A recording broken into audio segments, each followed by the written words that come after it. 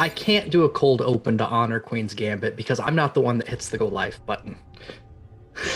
Oh, hello and welcome. I am the last hit point hero, and you have found your way to a surprise double feature of Darkest Night, Brightest Light, with Queen's Gambit being on a brief hiatus and us not going to make it in our session 2 weeks from now. We thought, hey, why not? Let's hit the go live and see what happens. So we're going to be tonight.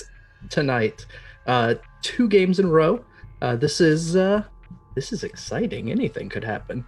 Oh, somebody's already pinged me. What'd I break? Everything. Nothing. I just thought of something. It would have been really funny if we used the Queen's Gambit overlay.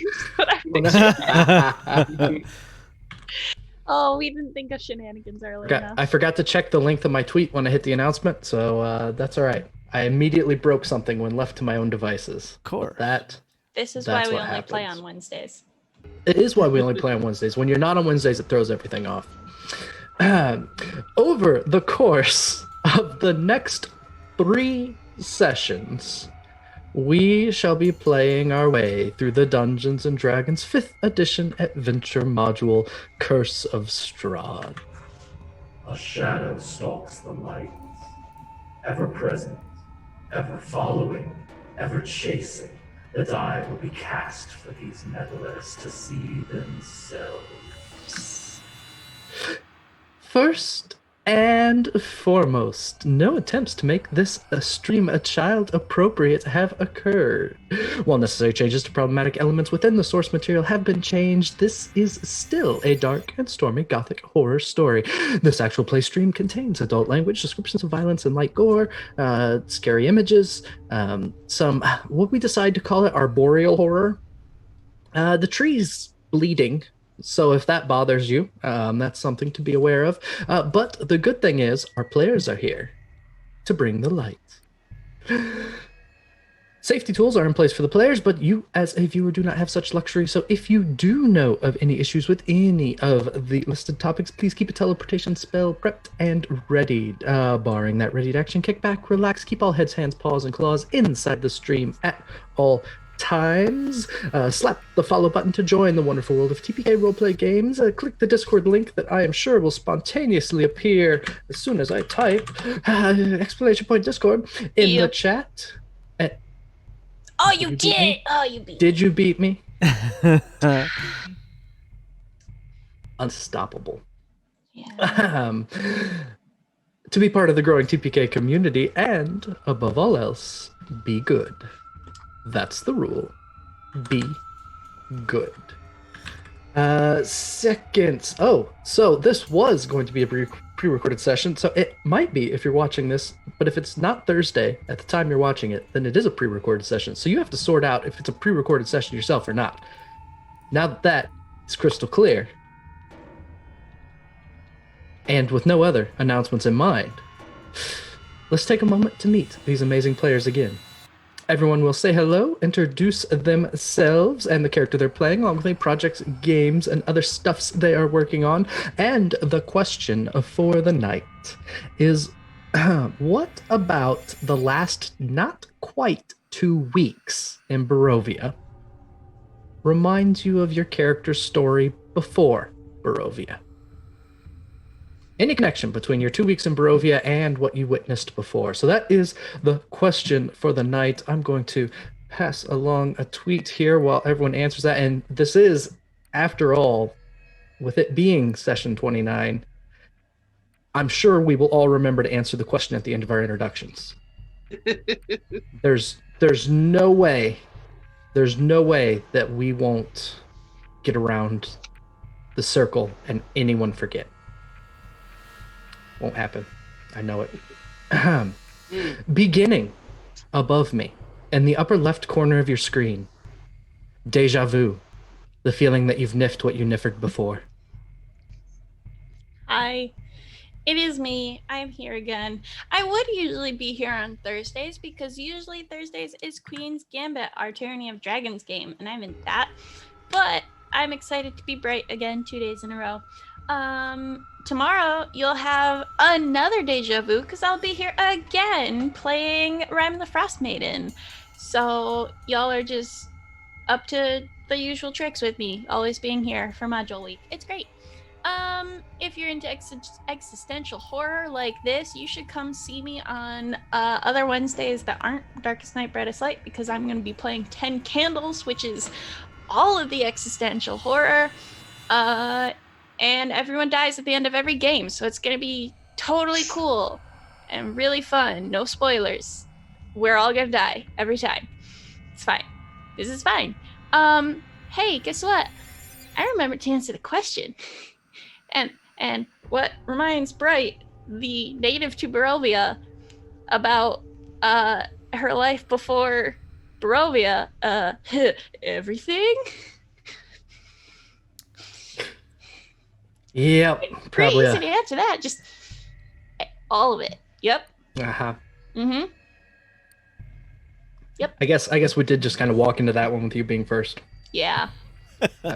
That's right. The I question was didn't have answered. to think about it. Yeah, no, That's great. That's good. No thoughts. Head empty. No Only thoughts. Barovia. Head empty, only Barovia. This is life. Continuing up and around in the top center section of your screen. Deja vu. The feeling that you've enigmaed what you ignored before. That was actually good. I wasn't sure how you're gonna do that. Hey everybody, I'm Noir Enigma. Find me all over the internet as the Noir Enigma. That's Twitter, Twitch, YouTube, Instagram, and TikTok. I've got a streaming marathon happening all July. Trying to get to 1,000 followers on my Twitch channel, so follow that. It was just announced I am now officially part of the writing team on Curse Captains of Cthulhu. So if you like pirates and Cthulhu, go check out the Kickstarter, back it, because it's pretty sweet. The quick start guide is out so you can try out the system. It's a good time. I started a new show on Pixel Circus. It's actually the second season, but we just moved to Pixel Circus. Trouble in Techbird. It's a kids on bike story about kids, tentacles, and turnips. I promise it's actually pretty funny. Other than that, not too much going on. And as for the question, Uther left his home because everybody there died. And he had his quest was to go make a friend of death. And in a sick way, he kind of feels like he's done exactly that.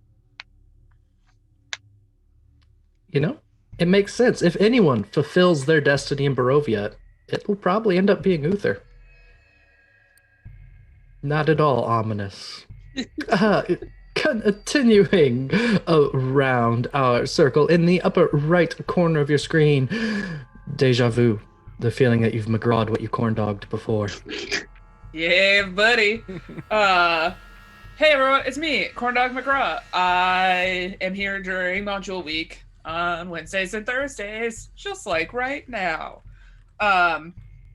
You can also catch me around.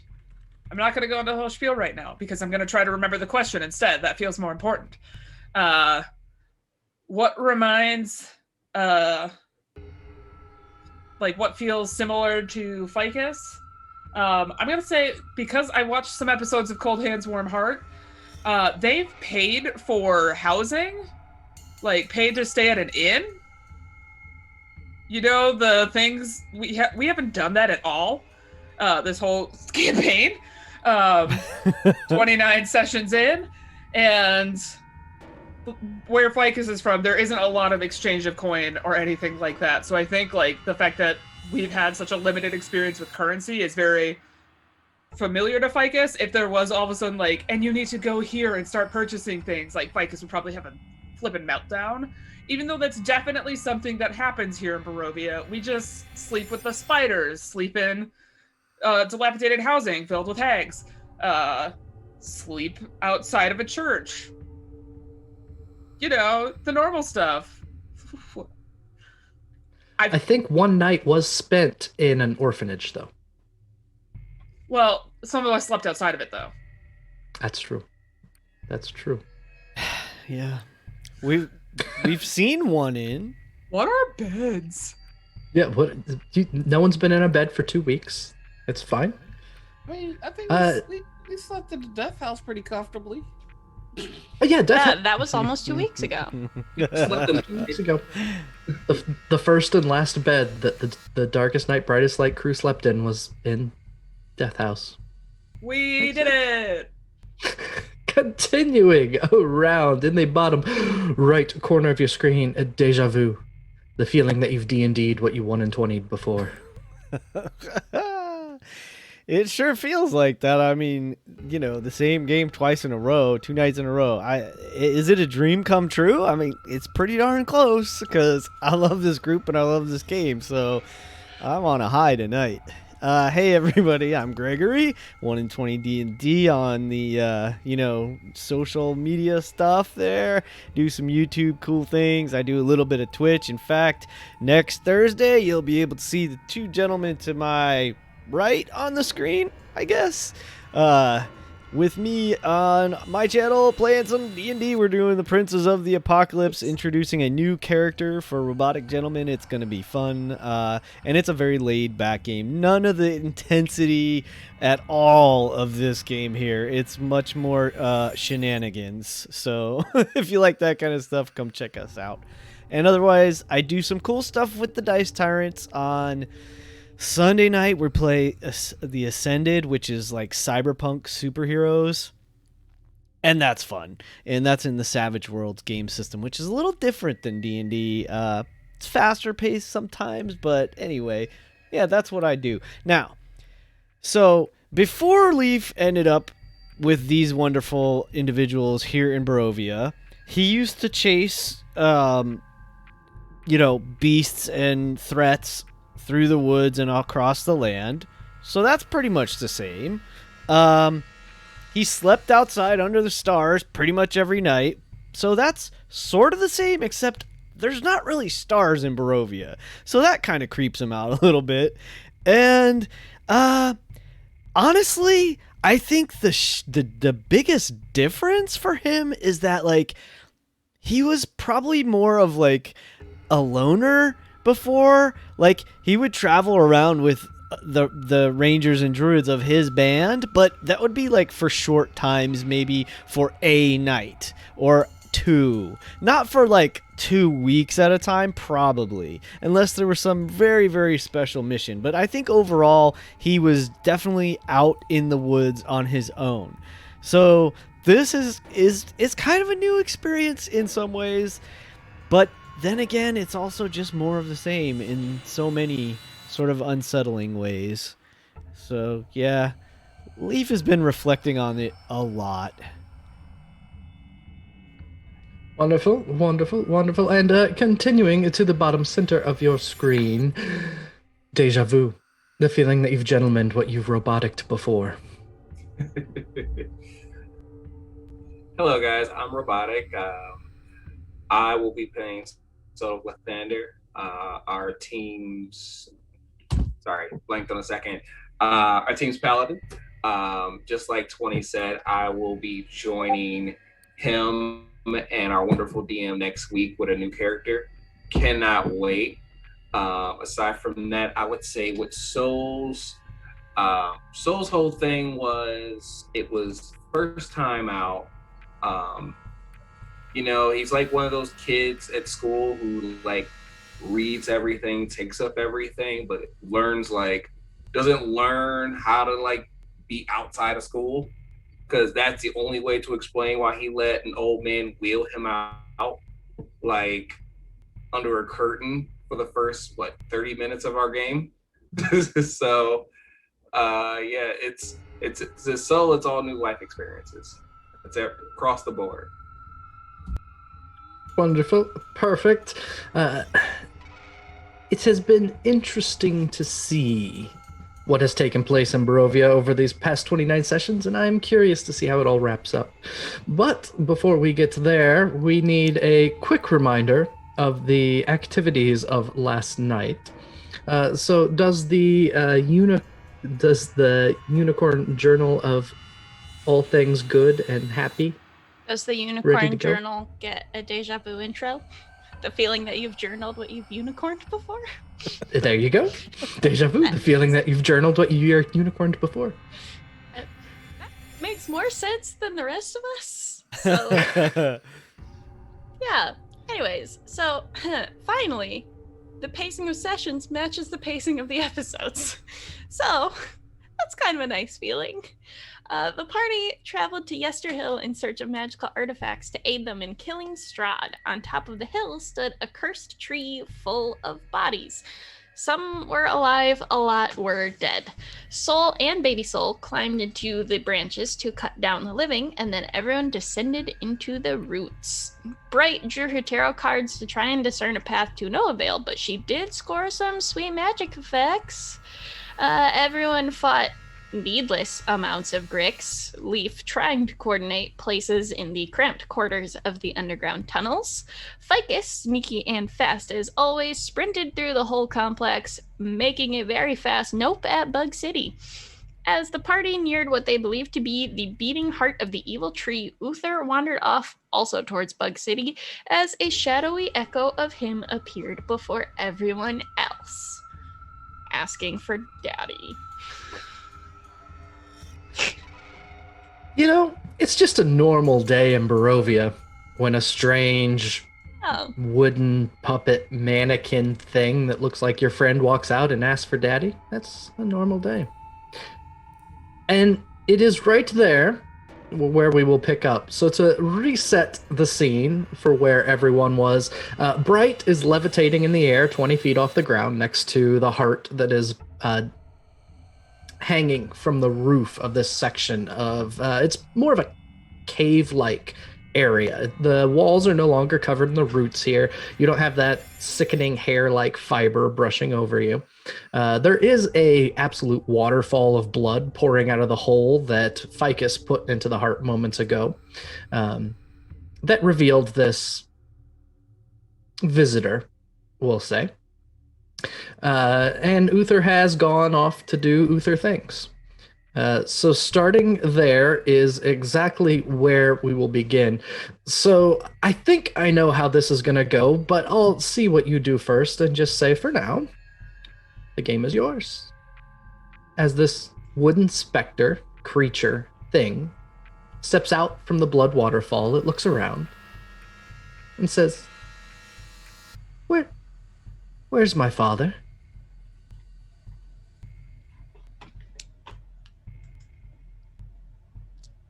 Who's gonna go? So first? I'm just gonna Leaf's ready to shoot it. work on burning the heart here. So if I can. Bright, you ignore it and cast Burning Hands into the heart? Produce flame, please. Okay. Just go ahead kind and of produce flame into it. Looking down, it's just like, so, what is that? Uther? And the Ficus will like turn into the tunnel and be like, Uther! And just scream back to see if he can hear her or if he even cares of the panic. Is anyone out there? Can't see it. Is the room still that dark? Like I have to walk. There we go. Just move your token a tiny bit. Yep, move your token a tiny bit. Yeah, I have a torch too, so it should be. Yep, I there is never a torch gave you your that's in here. headlamp. No, it's fine. I don't need it right now. So what's your damage casting fire into this bleeding heart? I rolled vision. an 18 to hit. An 18 hit? You definitely hit. Does this thing distinctively look like Uther? It looks shockingly like a plant that grew in the shape of Uther. 23 points of fire damage. Woo! You Because cast. my cantrips are doubled, so I'm doing Your cantrips are still 48 doubled. We have the leftover good tables from for yesterday the because you've rest not of hit the long day. rest. And you cast Burning Hands into that. Nope. And Produce flame. sorry, I said it the same way. You cast Produce Flame into this heart, and the fire squelches through the blood that's in there. It strikes something toward the center, and the plant-like visage of Uther just howls. I would like the flavor to be that I just like shove my arm like elbow deep into it and just light my whole arm up. Nice. And that's what causes the burning damage. Sounds perfect. We're So just you gonna probably get ought to some roll like initiative. smoke coming out. Just tick it off. We're re-rolling initiative? Is that what I just Okay. heard? Because I dumped everyone's initiative and gave them fake numbers. Alrighty. Seriously? And Uther, what is your initiative, Mob? I just rolled for it. It's a 22. Oh my goodness. 2 20s. Not 1, 2. Oh. Sol finally had the opportunity to be first amongst us. Fuck you, Sol. Goodness gracious. Yeah. No. Man. Bright coming in with a natural 21.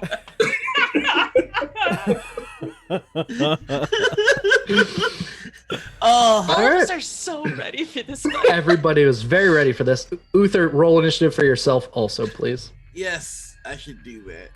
Somehow Ficus Come and on, Leaf Papa are just Uther. totally flat-footed this time around. so fitting.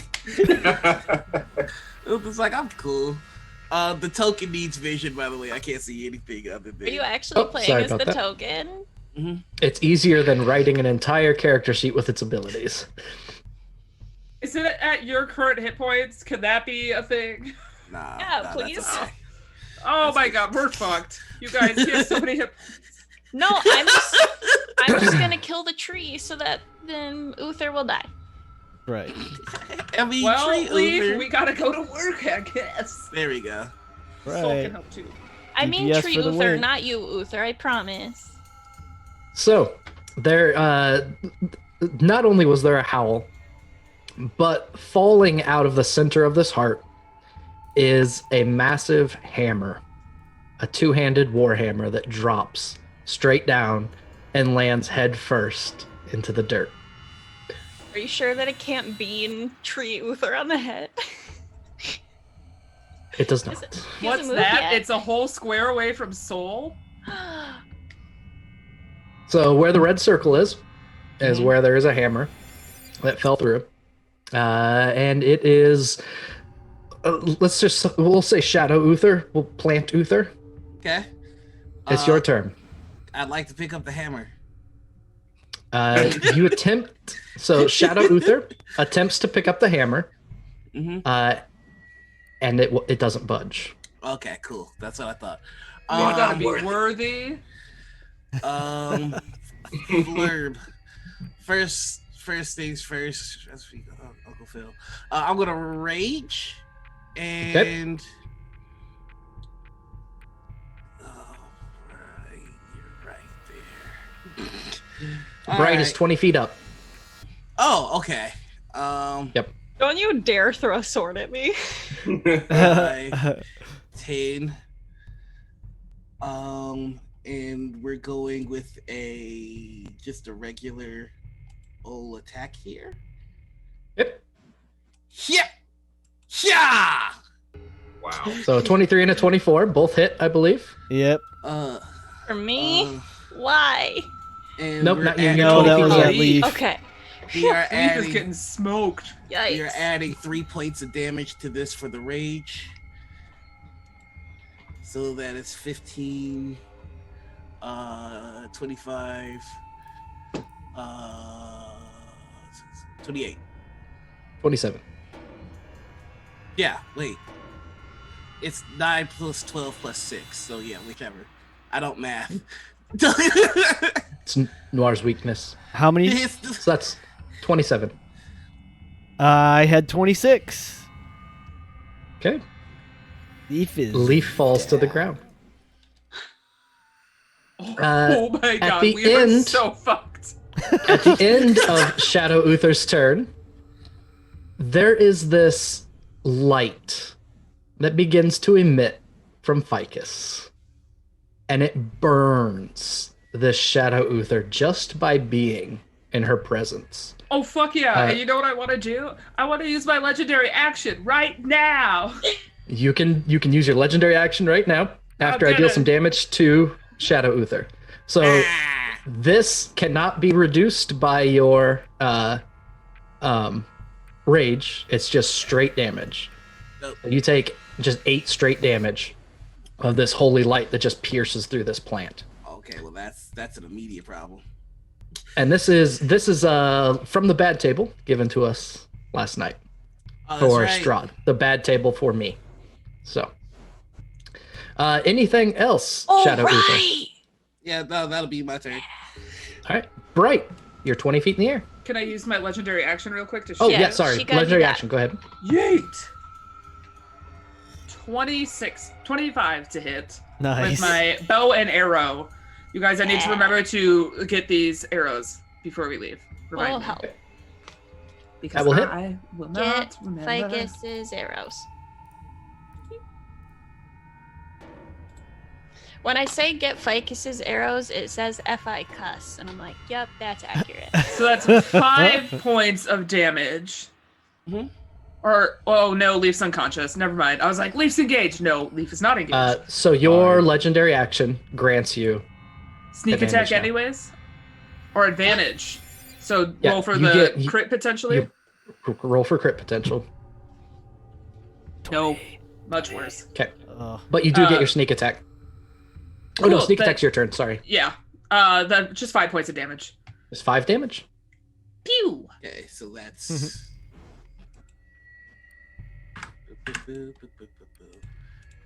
Okay. And that is 2 damage because it's halved. Correct. Yep. Okay, I'm keeping track because the stream can see a little green bar for you. Oh, nice. Oh, yay. Anything oh, else? no, it can't. Oh, sorry. Oh, it's, it usually can. yeah, it's not being shown. If you All hit right, the I'll fix that. token, it should. Oh, okay. Cool. I don't have to keep track of that. Yay. All right. Bright. Now it's your turn. Hooray! Baby Soul, the dog-like creature, is going to come stand guard over the cat-like creature of Leaf, and try to bite Tree Uther, because dogs Okay. like sticks. Does that What? shorten to truther? Oh, terrible. Just I regret nothing I've done so far. No, I'm just-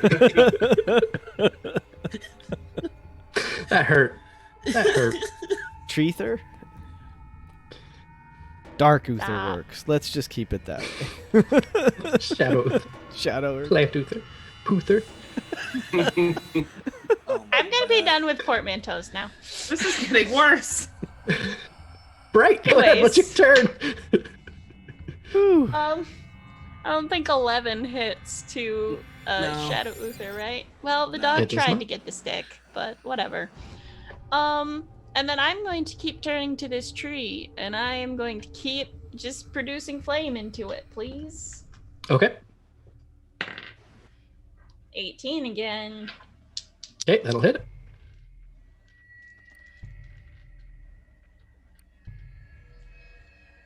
See, this is why you shouldn't have doubled my cantrips, because now I have to do even more math, and this is hard.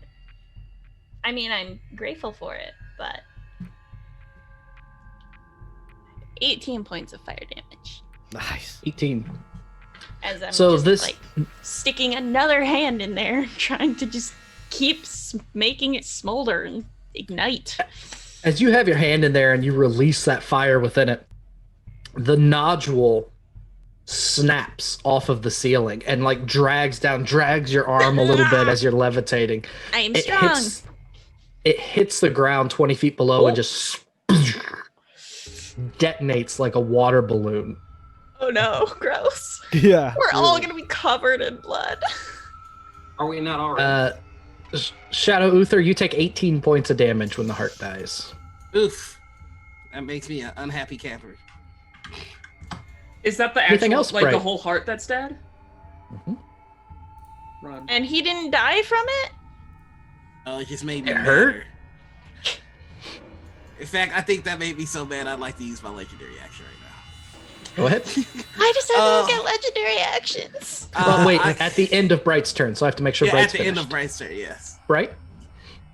I would like to lower myself to 15 feet in the air instead.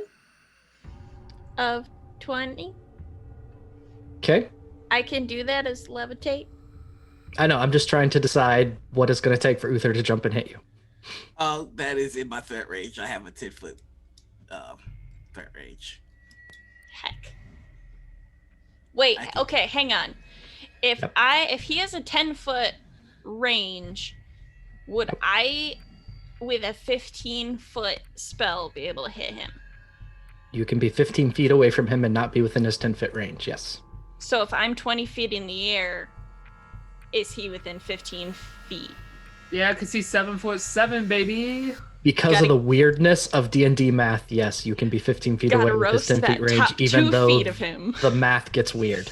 Okay. Then I don't need to move to get into range. Okay. And Anything I else? can't move directionally except up and down. So I'm staying up here. And I would like to panic. Okay. Sounds like a plan. Sol, it's your turn. My legendary action. Oh yeah, sorry. Yep. Still used to it. Go ahead. I would like to siphon Bright Soul now, please. All right. I thought you liked me the best. I do like you the best, but Tree Uther is looking at you all in terms of who's the biggest threat. Aw. Don't! Oh, you're about to get your soul siphoned. We are also fucked. So it is a Constitution saving throw, I believe. Yep. Bright, could you make me a con save?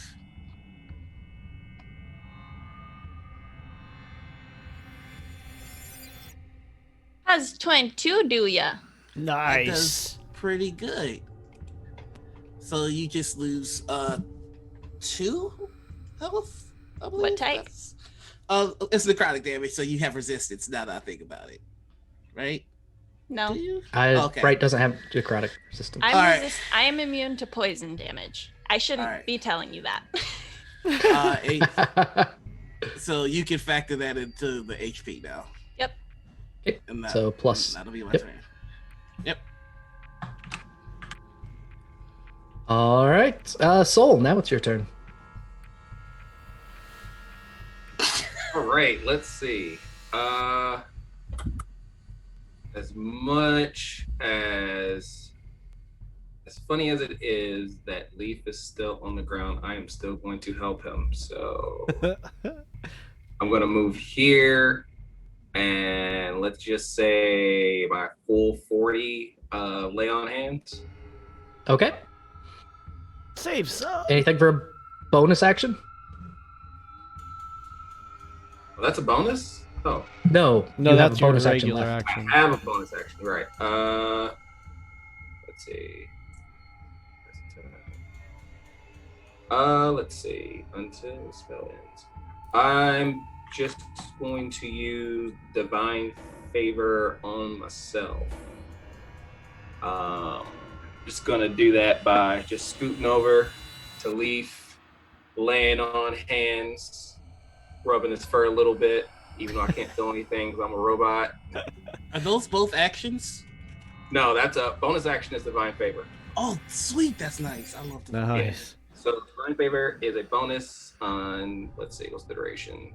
I'll put it in here. That's why I need to add that to my paladins. One bonus action, concentration up to a minute. Okay. Sounds good. Yep. Anything else? No, that'll be it. I'll stay right here. All right. Regular Uther, it's your turn. I'm gonna. I want to see something here. Fuck, he would. Okay.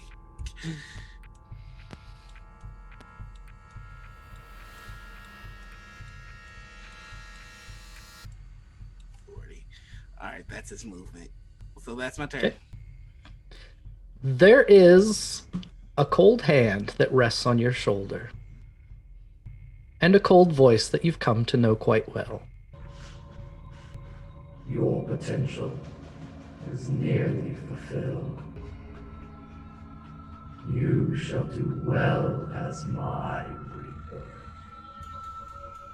You shall rule my land. Leaf, You're conscious on the ground. Boy, that was creepy. Leaf blinks his eye, probably coughs up some blood, and like shakes his head a little bit to get the fogginess out. Looks up to Solaire and says, "Thanks for that. I'm gonna use half my movement to stand up from prone, and oh, bro, let's see. Bonus action to mark this shadow demon as my Slayer's prey, and then I'm gonna say, you are an abomination, and you will be cleansed from the land. I know I am. Let's see. So I don't have, unfortunately, crossbow expert, but so I'm gonna take the disadvantage and go ahead and shoot with the bow from melee, which ain't great, Okay. but we'll see what happens. So here's the first shot, and oof, natural 1. That's terrible. That'll miss. That's all right. Try it again. Does a 14 hit? No. No, it don't. So he's a little rusty and a little shaken, and I am gonna move around to here to give Solaire advantage on his attack. Okay. All right. That's And that also gives Ficus room to move in if she wanted to get across. Oh no, Bright's up in the air. Never mind. She could come around to the other side with Baby Soul. But anyway, so yeah, I'm trying to strategically maneuver around, and unfortunately my arrows just go wide, and that's it for me. That was bonus action. He is marked, and I'm done. Ficus. Oh my gosh, this is so bad. I am scared. Okay. I'm gonna run over here. I'm gonna stab. Okay. The entire time I am screaming, "Oh my god, we're all gonna die!" Loud enough for Uther to hear down the hallway, hopefully. Just pure screaming panic. If Just you move bait one him more, with, there's a combat this way. Come on over. He hears that, but does he care? you move over one, you get I advantage. mean, there's things. Oh, natural to 20! fight. There's I things to got a fight over here. natural 20. And Perfect. for one of them, it was the second one technically, if that matters. So Okay. probably does. For the sneak attacks. Okay. Oh my god, I'm so scared, you guys. I believe in us. Absolutely. Oh god, where's roll 20? So it's you hit with both. What happened? Yes, both You rolled hits. a nat- Yeah, okay. it was and one's a natural 20. Yeah, one's a dirty 20 and one's a natural 20. I Okay, rolled very there we well go. on these dice. So it's 6. The rapier is what you usually attack with first, so it's 18 from the rapier attack. Yes. Okay, it's And 19 because you have leftover blessing. Yep. And Okay, then it's so that's yeah, 19 for that, and then 9 for the second hit. As a reaction, I'm gonna use Stone's Endurance to reduce the damage by 1d12 plus 4. okay. Oh, Boo! Boo all of that. And that's That. one. That's for one attack, right? Mhm. All right. So you turned what would have been a 9 into a nothing, Ugh. right? Or does it take away first? Does it go 18 minus 14 and you take? It would be. 2 I would damage? do it. I would do it in reaction to the 18. Okay, so you take. To the big stab. Yeah. So to you the take big 2 stab. damage Yeah. because it. I take 1 damage because then don't forget I'm raging. Okay. I think. There we go. No, it's because it Yeah, goes the 18 2 was with it halved. Oh, okay. minus 14 is the 5. Gotcha. Halved is 2. So you take 2 from the rapier attack. Mhm. And then the dagger attack was your second attack that crit. You rolled a 2 on that, which doubles to a 4. Plus 4, so 8. Yep, 9 damage from that, which is halved. For 4 more damage. And then I'm going to bonus action, disengage. Okay. And I'm gonna go over here and hopefully be hiding. Okay.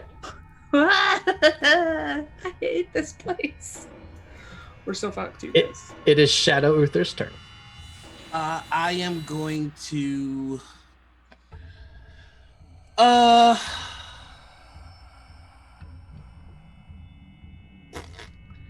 Yeah, I'm gonna channel divinity and hit.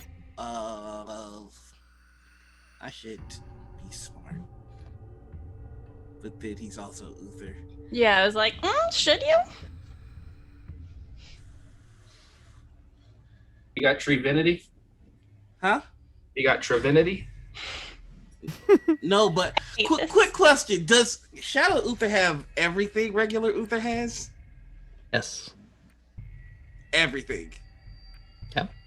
Okay. You better not Not bust out any of grief your right magic now. abilities. Don't you dare. It doesn't have Alright. nothing, no magical, so nothing you're granted by magic that you're carrying as an item. Right. Just your, yeah. Okay. Cool. No, that's cool. That's good to know. And not that. Yeah, I know. I knew that's what you. Yep. Okay. It's got a Yep. lot less fun. But Yep. You were gonna try and curse us and dedicate us to death, weren't you? no. But I am going to. I am going to channel my divinity, and assign path to the grave to Sol, so that the next source of damage that hits him is a critical. And then I'm Okay. going to attack. If you're attacking Soul, you're doing it disadvantage because of baby Soul. Okay.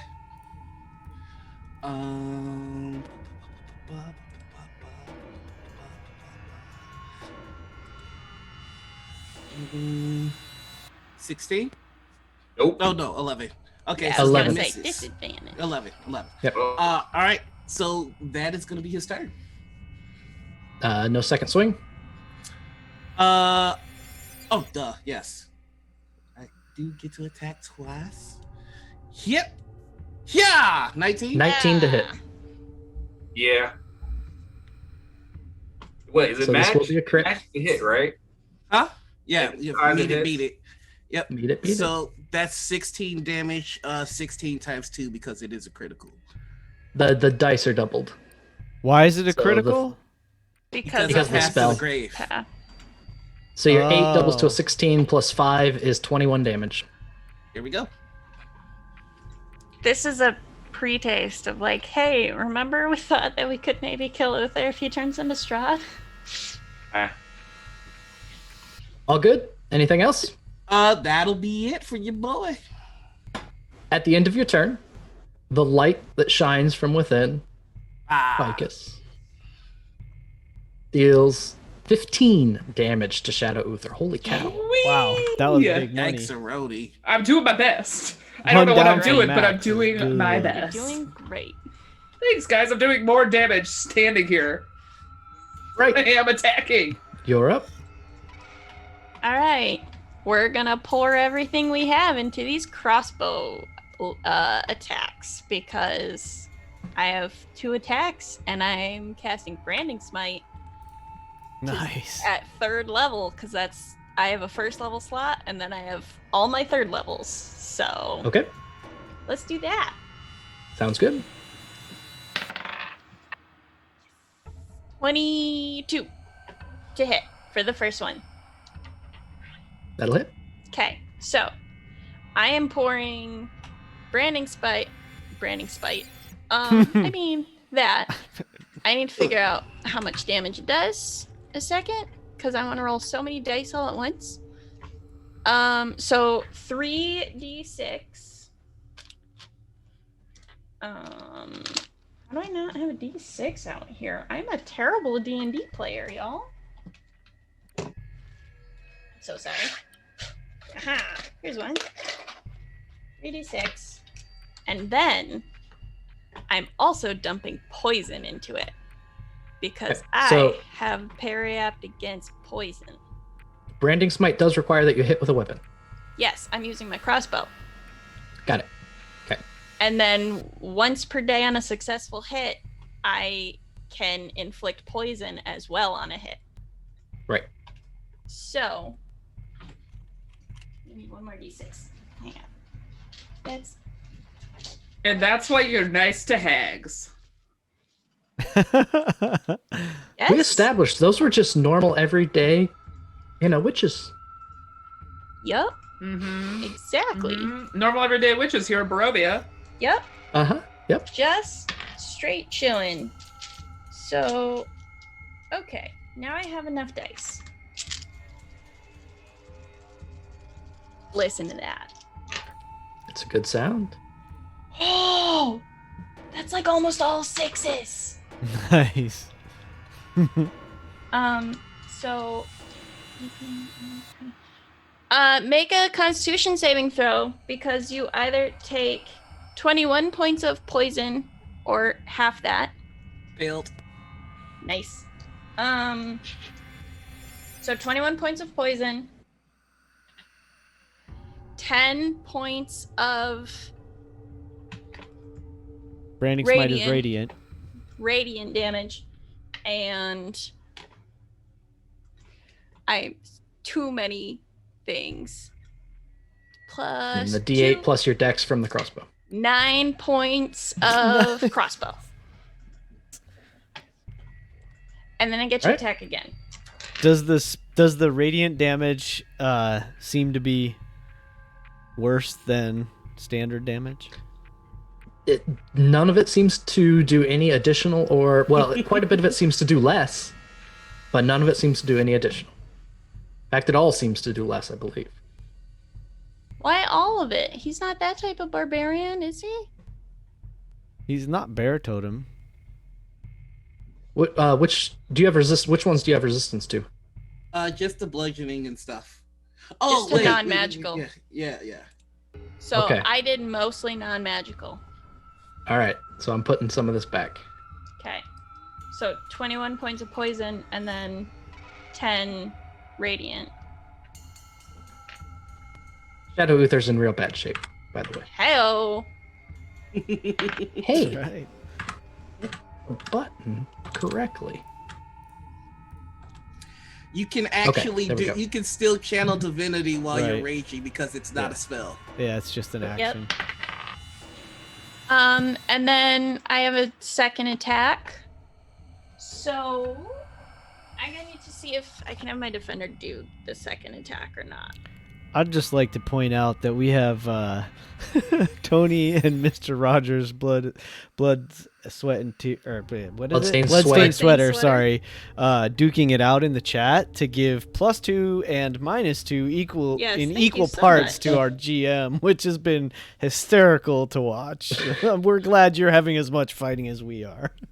So, Okay. GM, question: is my good Yep. card for me or for this one? It's an item, isn't it? It's for you. It's an item.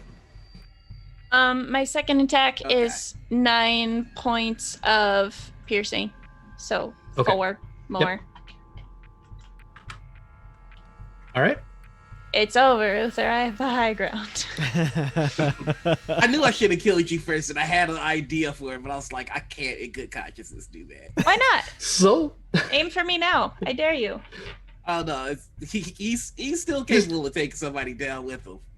this is one of the few confrontations that's going the way I thought it would. It's kind of nice. Sol, you're up. Oh no, legendary So he's action gonna real go- quick on her turn. At Yep, the go end of ahead. Her turn. This time I'm You gonna going siphon me again? No, this time I'm gonna siphon Leaf. Make me a Constitution save.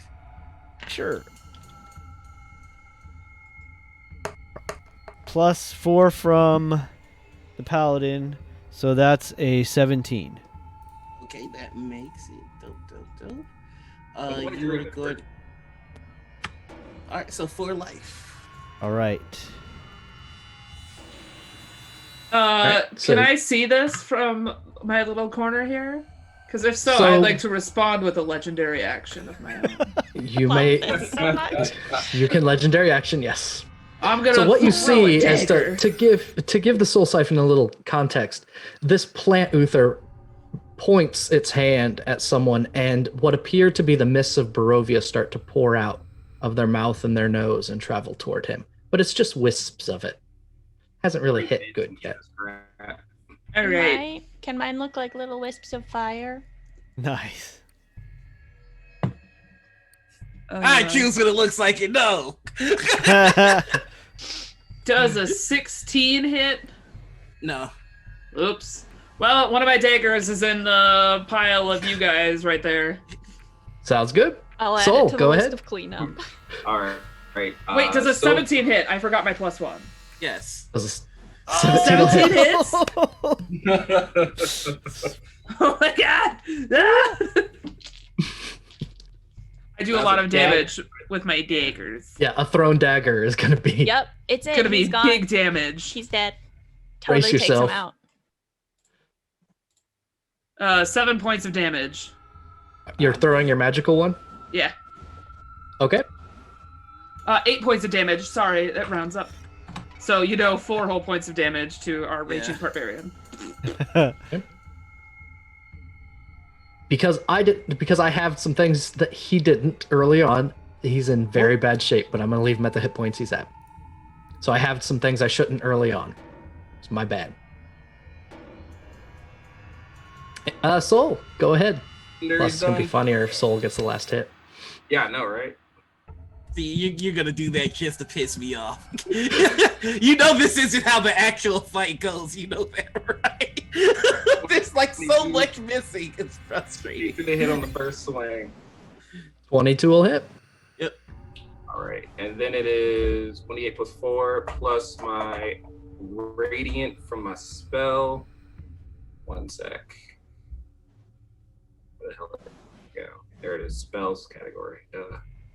And so that is 6 from the hit, and then 3 radiant, and then the second swing. Dang it. Is 20. That one is going to be. Oh, and I'm also going to use a bonus action because I want to add a little bit of flavor to this.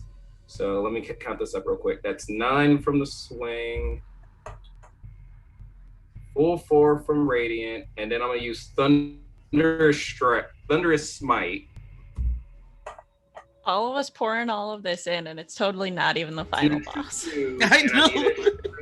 I need to make a check for your shadow. What do I need to make now? Strength. Saving throw? For thunderous. Oh. 25. Yeah, he saves. That is 9. Yep, 9 plus 4 plus 2. And that second one was thunderous smite. So that one just boom right off the side of the hip. Thunderclap sound. Probably should have told you guys to cover your ears. Yeah, we're probably all deafened right now. It still does the damage. So you still get the 2d6 off Thunder Smite. You're in The your save demon is voice. only- You got demon voice up. Please stop. The save is only. I don't scary. know how I hit it. The save is only for being pushed away and knocked prone, so you still do 2d6. Oh yeah, I knew that. I was hoping he'd fly away Okay, and fall. so I've got him at just a couple hit points left then. And it goes to Uther's turn. Alright. Unless you got anything else, Soul. Unfortunately, that was my bonus and my action. You're gonna That is run right to Hmm? see us kill your stick son I again. so badly wanted to be the one to do it. I know. Do I see him from here? but no. Yeah, you can. So you can see from there. Yeah, you're still in the tunnel. Oh, which reminds me, you have to take damage for your walking around. Yeah, that's okay. But if I can see him, that means that I can cast a spell at him. Because Correct. my spell's reach is 120 feet. Yep. That will miss. Good gracious. And instead, I will cast as a British action. I misheard that as I'll cast as a British action. No. Bonus action. Oh no, I'll use my what the flame are you called now? My frenzy attack for a bonus action. Yeah, like throw an axe or something. Throw the Pretty- sword. Pretty much. 28 to hit. Oof.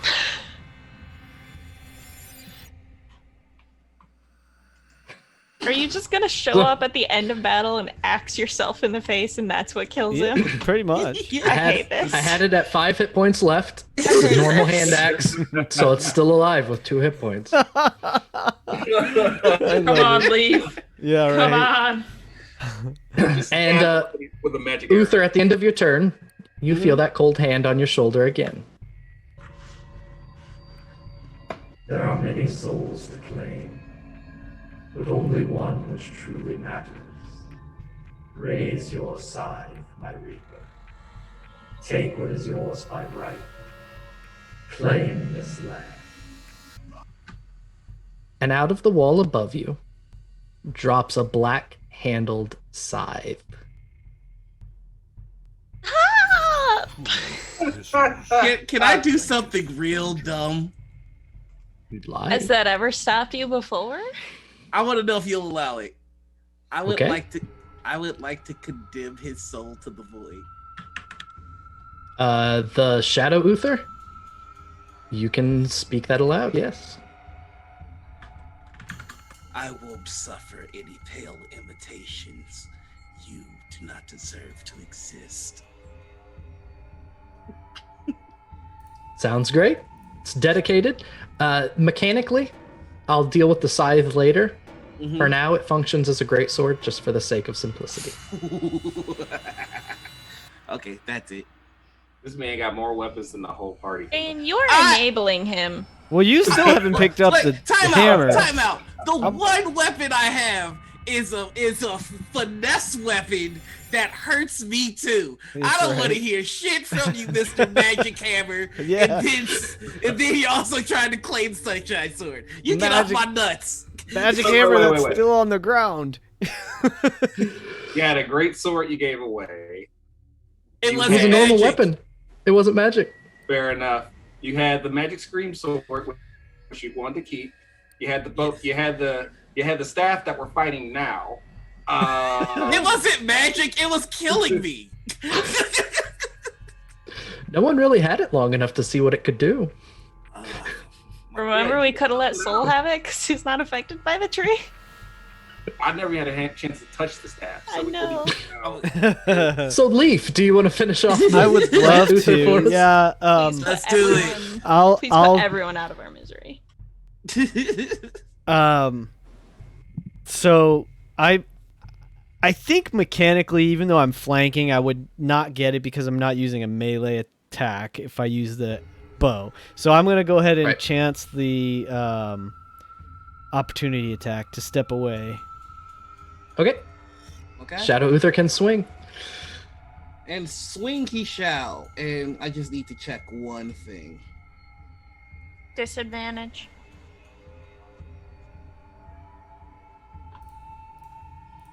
Okay, so you can't do that. Good to know. Oh, swing. Disadvantage. That Swing. misses. Heck yeah. Yeah, the 14 would have missed. So, all right. So then once he stepped away, Shadow Uther is already his Slayer's Prey. So I'm gonna go ahead and yeah, let's just take a first shot and see if we can end this real quick here. So now in this space, do we have disadvantage or no? Nope. This Okay. is a wide open space. Perfect. That's a dirty 20, which I think will hit. Will it? Yep. All right. Yep. So it's gonna be what's that? We know that it gets him. He has Yeah, 2 I mean, points he left. had 2 hit points, so it's a total of 18 hit points. So a blue razor light arrow goes flying across the room, and hopefully that's enough to finish this. As the arrow of light passes through it, it turns and looks down the hall where the magic was flung at it and the hand axe came flying. As it drops to its knees, and this black smoke begins pouring from its wounds and traveling toward that entrance, it looks up and says, But father, before it collapses on its face. He just walks in and kind of is just spinning his new scythe, and he goes, "You're no son of mine. You're much too weak." And he puts the scythe up. Oh, God. Meanwhile, the entire group that's in here looks like Carrie with Totally. blood. We're like, I don't know what's mine. I don't know what's the trees. Is that what we're looking for? That weapon. I Well, thought we still need to clean the altar too. Where is the altar? Am I at the altar? Yeah. Like, Leaf says that Uther clutches his scythe so hard, like, he no. he was super not point. No, he was pointing to the hammer. Oh, the one. He didn't the one even that I notice pulled the out, scythe. heart. He was pointing to the hammer.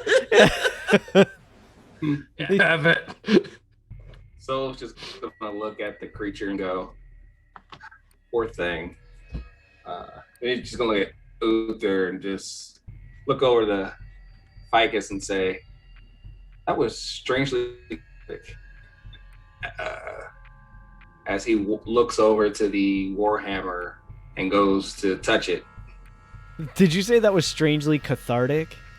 Yeah.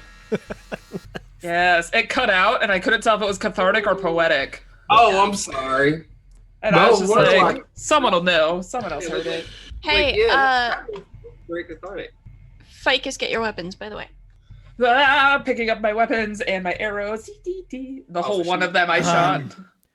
He's too busy running around grabbing stuff on the floor. Did Solaire pick up the hammer yet? So there's 2 things going on. First, the question was from Ficus. Is this the altar up here? You look down, and Ficus on the ground next to you is one of those bowls that you have recognized as being part of the shrines. Okay, then I would tend to that before I would tend to collecting my weapons. So the bowl, there is a single root sticking out of the wall of this that is just dripping that blood sap into the bowl as it fills and overflows. So you pick up the bowl and kind of dump it out, and you have that bowl in your possession now. And I'll just start So- wiping it down and stuff like that. I can't miss the opportunity to freak out chat real quick, so just give me a second. No, this is the pre-recorded. This all happened before. We can't see you, chat. All right, let's get back to it. The other question that wasn't asked, but it's in there, is Tony tipped us $5, which is a good table. I rolled randomly to see who gets it. And Sol, go ahead and add a hit die to your hit points. Neat. Nice. So just go ahead and roll that and add it to your total for the next day. Yes. Before levitation ends, I want to examine where the heart of the tree was, just to make sure we didn't miss anything, and also to see if we can heal the tree now that we made it not murder us, or is it nope, this is evil all the way? It's a bad tree. Okay. Yep. And you take a look up, and it's like a scar on the side of a root that's just dripping this red blood sap that has slowed down significantly. Question.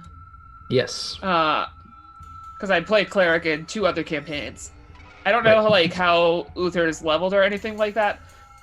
Does anyone in this party have a hollow spell? If this is in fact an evil, because we don't have stuff to consecrate well, and I was just wondering if that had been part of any leveling up recently. And I thought I'd bring it up as a cleric in too many other things. Just in case. So far, just cleaning out these intentional efforts to desecrate has been sufficient. Okay. I meant So- for the tree as a whole, or do we need to chop down this tree if it is in fact an evil tree? I was gonna say I can use all of my fire to like cauterize all of the bleeding just to see if that helps. I feel like we've got to like, if it's an evil tree though, and it's this big, we've got to get rid of it. Like not just the icky goo. Like get rid. Can I use my primeval awareness and maybe it's Hunter Sense. I'm trying to decide which one makes more sense.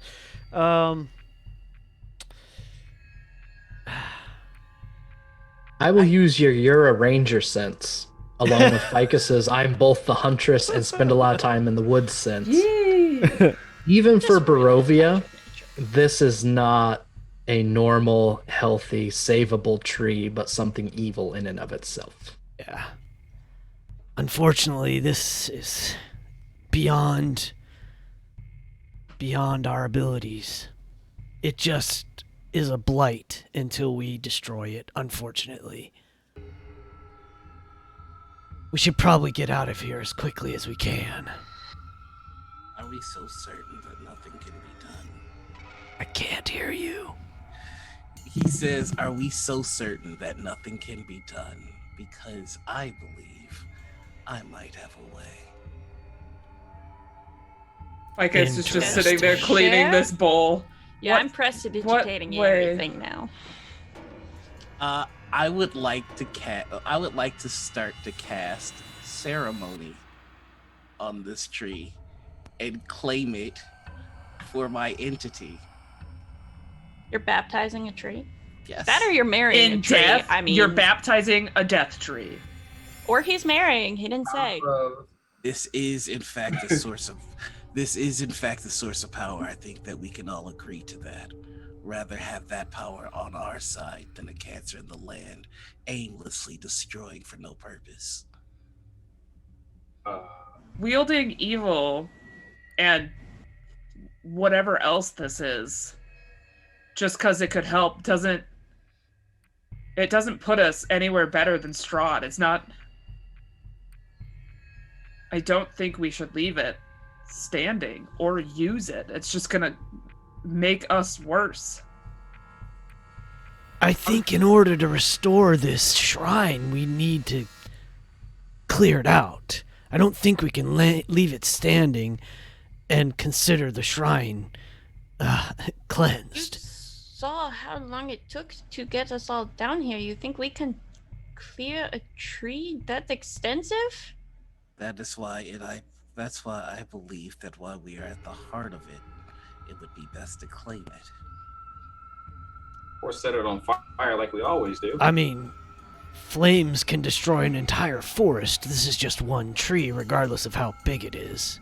So we're all in agreement then. Ficus is staring very intently at Bright as this conversation continues, as she's like cleaning the bowl that she knows her sister needs, and just like,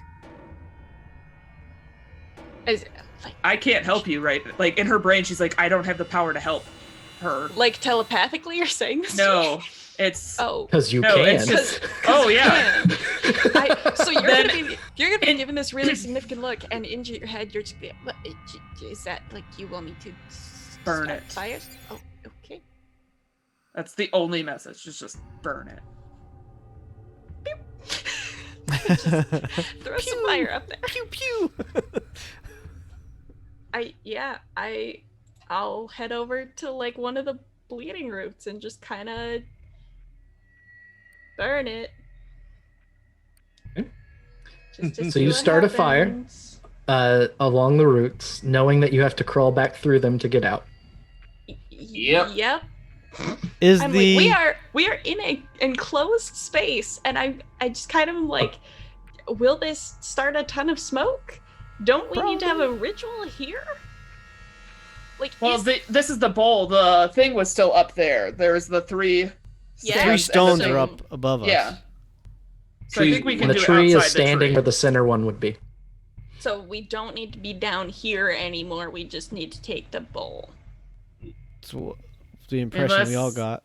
Unless you want to bring Mother Ava down here through those poison roots that are definitely going to kill her before we can get to this room. No, I just, I don't want to fill the chamber with smoke while we are in it, so perhaps Perhaps it's time to leave.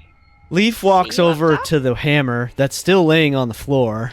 Already grabbed it. Did you? He's I never grabbed heard it, that. I just haven't got to it. All right, fair enough. I apologize. Yet. I thought I was just gonna hand it to you and say I think this is yours, but I'm glad that you picked it up. That's awesome.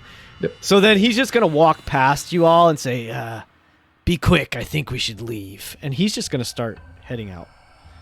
I can be the last one out then, because, I'm safest to do it. Well, I don't breathe.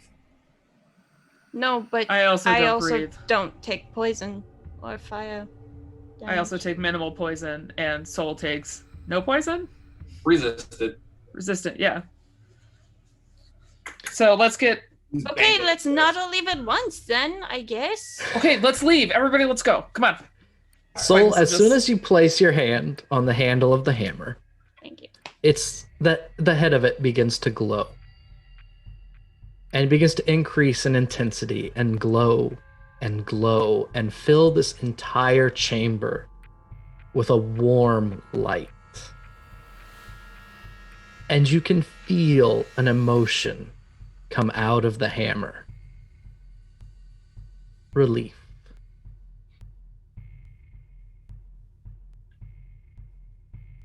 So, after the light dims back down, just look to whoever's still there and says, "See, I told you, this place isn't all darkness and gloom.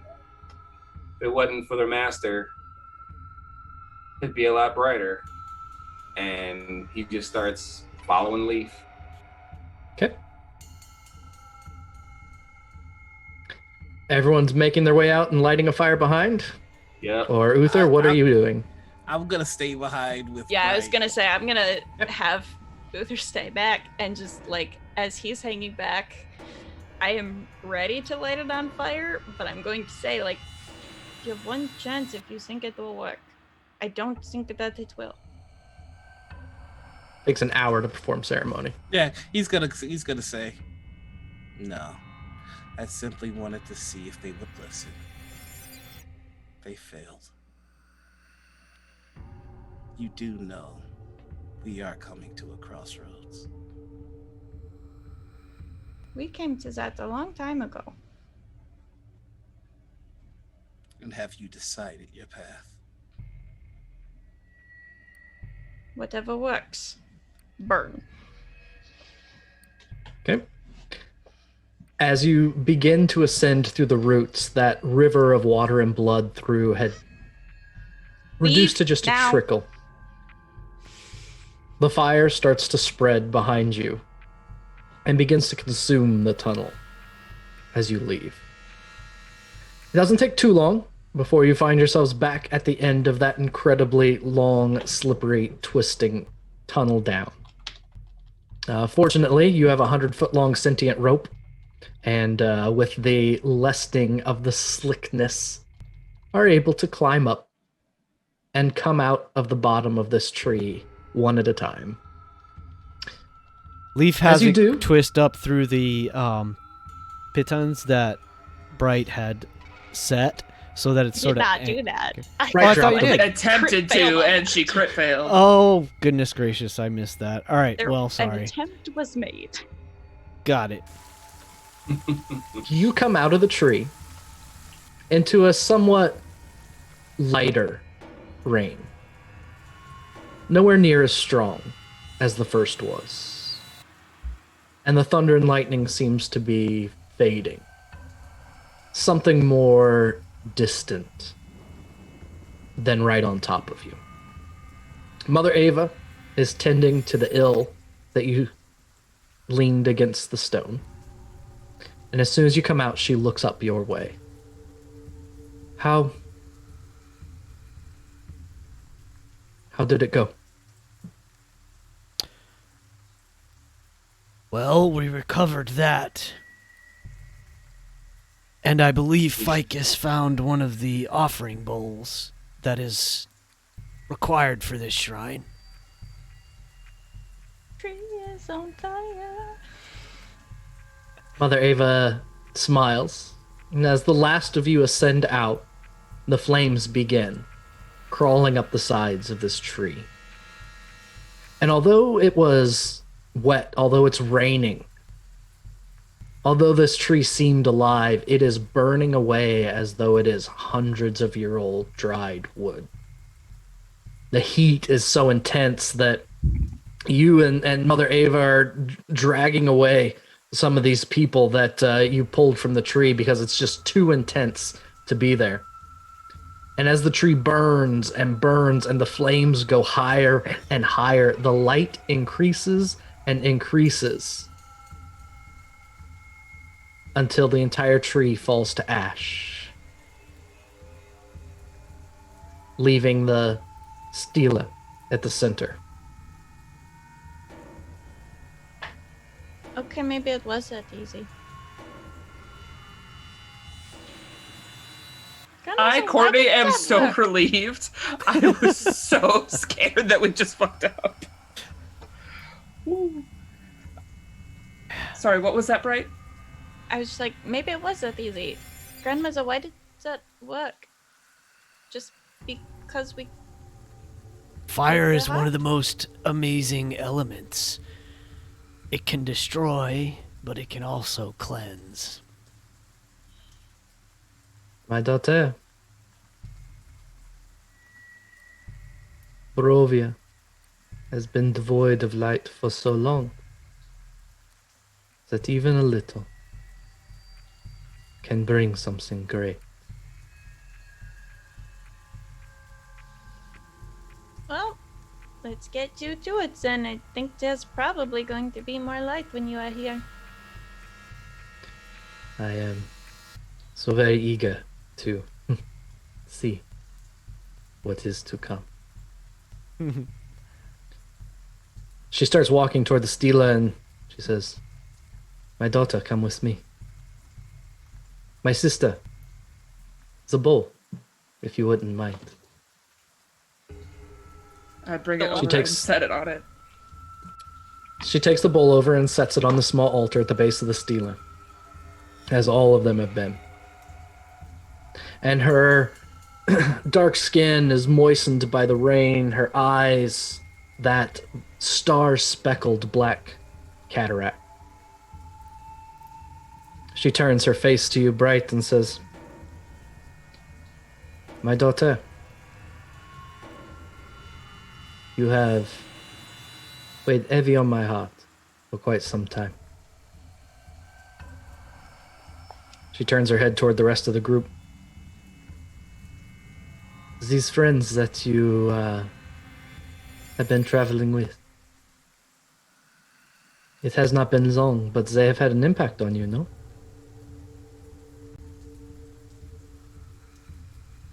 You, for so long, have been away. You, for so long, have been a stranger. You, for so long, have been dead. And yet now, here you have returned to Barovia, being asked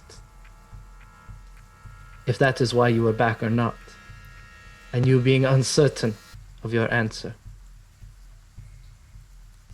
Uncertain of if you are ready to be home again or not.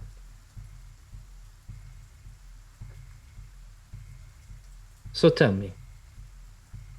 She points in the direction of Sol. "What is something that you have learned from that one?" Shoot, I'm on the spot. You talking to me? No, we're talking about you. Ah, okay. Just right in front of me, so rude.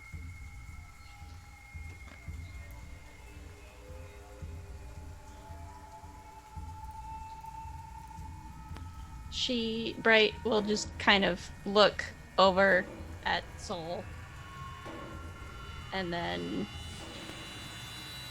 look to baby Sol who looks just like a regular Sol. To always keep the others close to you. Close to you.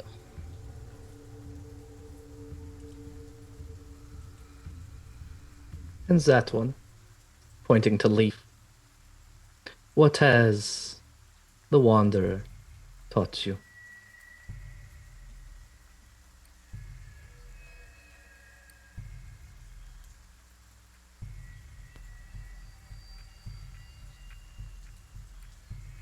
That this is okay to go off the path.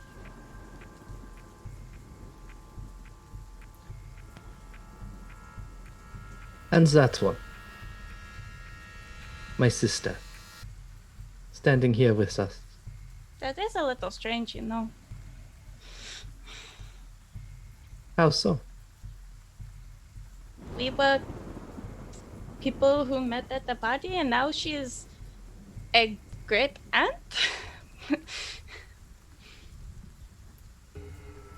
There are much stranger things in this world than learning who your family is after the fact. That very much makes her like look again at Ficus.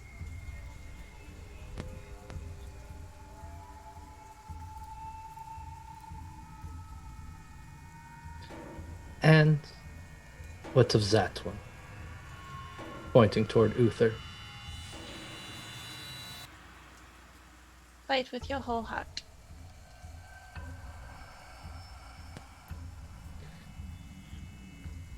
So tell me, my daughter. There is only really one question left you must answer.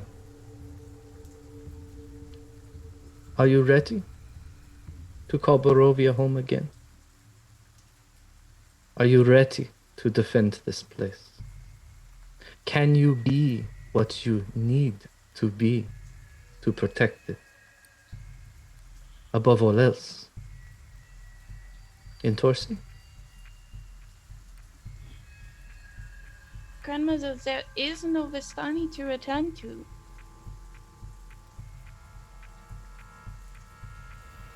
Protections were dropped. I am dead forever.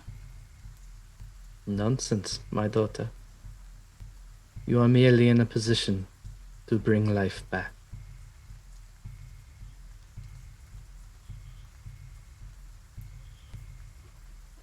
Not if the people are gone from it. You think they would stay away from their home if it was safe again? You think they fled satisfied? I think they fled hopeless. Then what is it that we must give the hopeless? If not a light home.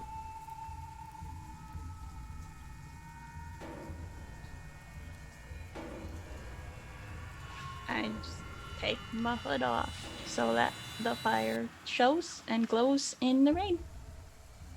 And just kind of kneel in front of her. Well, she's down here. Ficus is going to lean in. It's not gonna be weird. I mean, it's gonna be weird. That's fine. Ficus is going to lean in after setting the bowl up. She's gonna lean in, and now that Bright's kind of knelt down, Ficus is actually going to take a rag out of her bag and first start to wipe away some of the blood that spilt on them, but then like really try to like wipe away some of the eye makeup around Bright's eyes.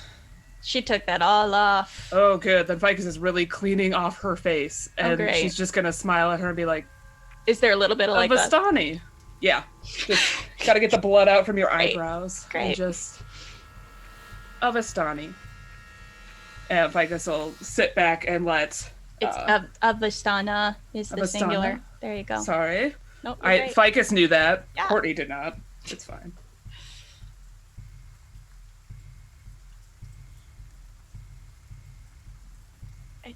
I can press the digitate if you need this clean for this to work. I don't what. No, you look great now. Okay. Ficus just keeps scooting back until she finally, like, eventually, like, bumps up to leave and is just like, oh, God. Mother Ava will put her hands on your cheeks and turn your face up to look into hers.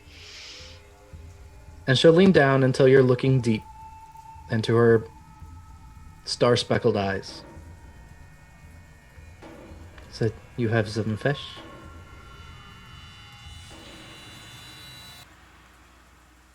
And you are prepared. That is all that we can ask. And your vision begins to fade.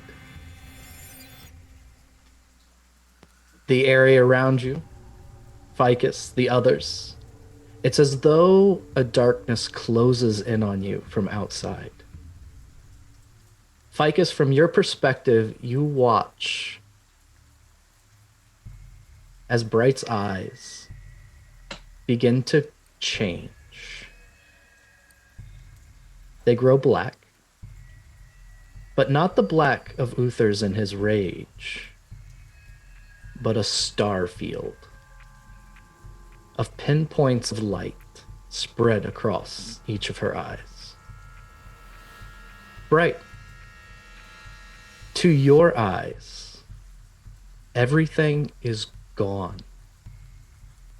It's utterly black. There is only the sound of the light rain, of the others looking on, the occasional distant thunder. All that you hear fine, but you see nothing at all. Until there is a spark. One tiny light in the distance. And as you look at it, it begins to multiply. And your vision fills with the stars of a night sky. In it, you see constellations, symbols. You can see the mists of Barovia around you, but you don't see the mists. You can see the presence of your friends connected to you, but you don't really see your friends. Everything looks different. And above all else, you see that everything is connected. And that's where we're going to pause and take a quick break. So, everyone who has your levels prepared can level up during the break. Yeah. The rest of you, as you watch this taking place, there is the last detail for you, sorry. The clouds, the rain stops around you. The clouds begin to part. And a sunbeam, about the size of this circle, breaks through and shines on the top of Yester Hill. So, we're going to take 5 or 10 minutes or so, level up, do a break, stretch, drink water, all that sorts of things, and we will be back very, very shortly. So, until then, be good. We'll be right back. Hello and welcome back. We find ourselves back at the Seeker's Shrine. And Bright had a question during break that I thought would be more appropriate for me to wait to answer. So we will pick right back up. The rain comes to a stop. The sun shining down on this circle. And we're back to your game. What do you want to do? Basically, like, the whole, magical girl transformation or whatever has taken place. And kind of as soon as Bright settles, kind of like she's like, oh. No! I'm terrible at the cards. I can't do this. Look! And just like reach it and just like start doing a draw to show that I am shit at doing tarot. Just be like, Ava, look, I can't be trusted with this. So you turn to look for Ava, and in your vision, what you see are all the symbols of all that is and how it's connected. That's how you interpret the world. Yeah. You can see Yeah. for all intents and purposes. But the way you see is very different. And as you start looking around, you see the symbol that you recognize as belonging to the Huntress and Ficus nearby to you. And you know of the symbol representing the Weaver and how it's not nearby, but you have an idea of the direction that they are. But as you start looking for the symbol of the Seeker, you can't see it. Takes you a moment to look down and realize that you are the symbol of the Seeker. Mother Ava is gone.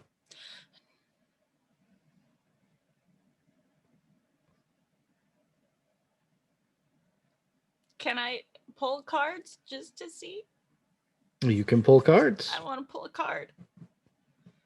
Just to make sure that I was not left with incredible power in the wrong, terrible, irresponsible hands who can't even do a reading to save anyone's life. Because I can't. So you begin to pull a card for yourself for the situation. Yep. That one. And you pull the Healer. Okay. Gonna pull out my own deck right here. The rest of you have witnessed Mother Ava have this conversation with Ficus and Bright not too far away, and the sun shine brightly.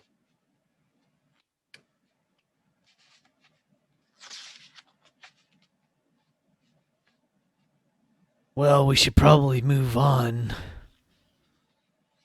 There's more to do. There's a lot more to do, and it's probably worth leaving now. If you all are ready. And Ficus will pull one of her 2 strips out. Because I think these are the last 2 now, right? Yeah. Yep. Who left? And she'll just wait for everyone to get close enough to her and Bright. I would like a moment with you, Fig, if I could. Here? Yes.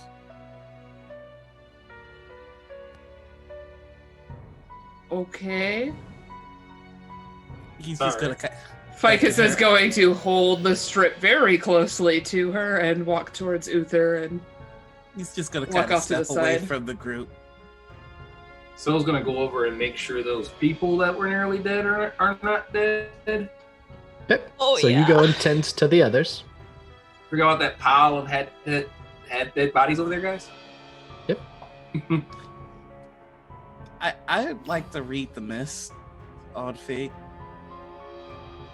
Okay. So this is for the sake of clarity of how this works with more powerful creatures like yourselves. Mm-hmm. It is not specific. Right. But we can still do that. So, sorry, I have the wrong tab open because I closed that and can't remember which one it is. So, Fig, as you and Uther step away from the group, as the rain has passed, the mists of Barovia again begin to rise up around you and swirl.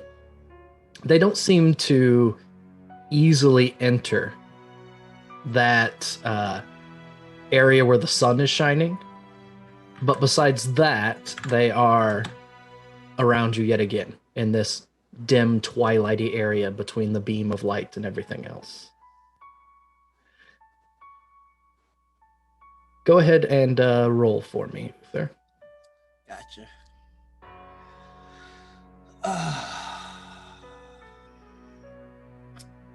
Give me just a second. Oh, I missed. Okay. Give me a d6 then. 6.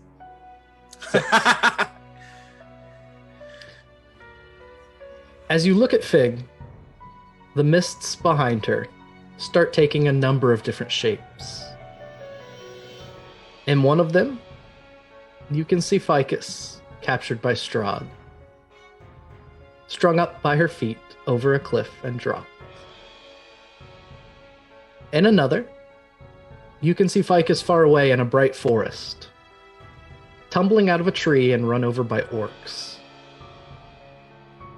In another, you see Ficus old, lying in her bed, family and friends around her, as she closes her eyes for the last time.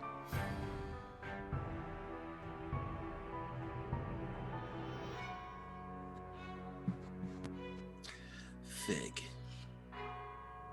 Yep.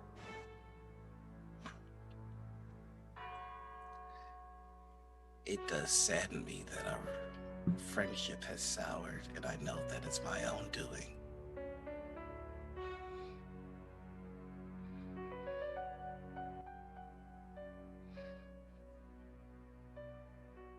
Mostly yes, but I know I'm not quick to forgive or extend compassion. For whatever goodwill there is left, I have with you. I understand that I have no right to ask anything of you. But I've watched you now these last few days. And should things go ill for me, I know that you will be the cause of it, and thus you will survive.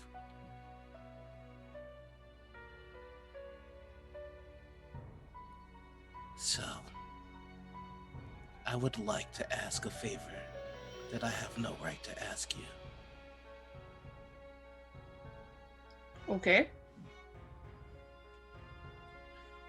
Remember, at the end of this, no matter how it should end,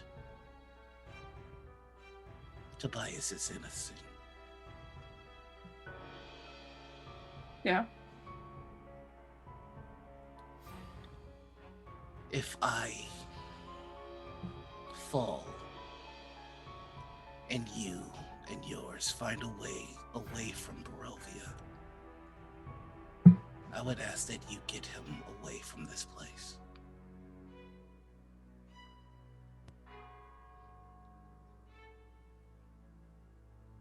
Well, I had contingencies for Tobias before, but they can no longer be.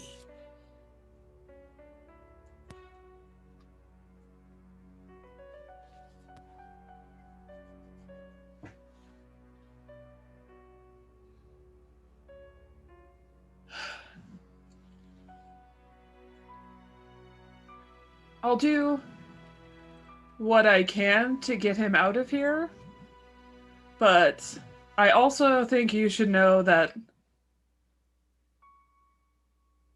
I'm grateful that you know that you're capable of falling, because sometimes you don't really act like it. And for a long time, I thought it would have been your hubris that would have been the reason why you fell, but maybe. Yeah. I am acutely aware that all things, everyone, dies. Well, yeah. Myself included.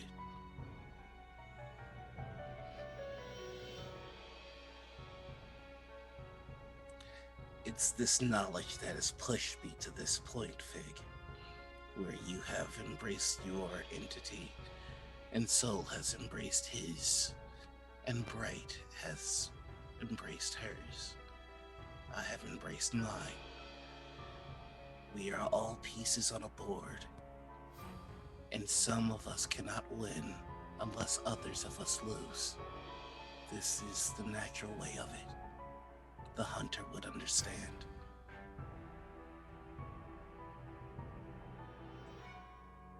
I wish Strahd gone from this place, and I am willing to do whatever it takes and to remove whatever pieces are required to make that happen.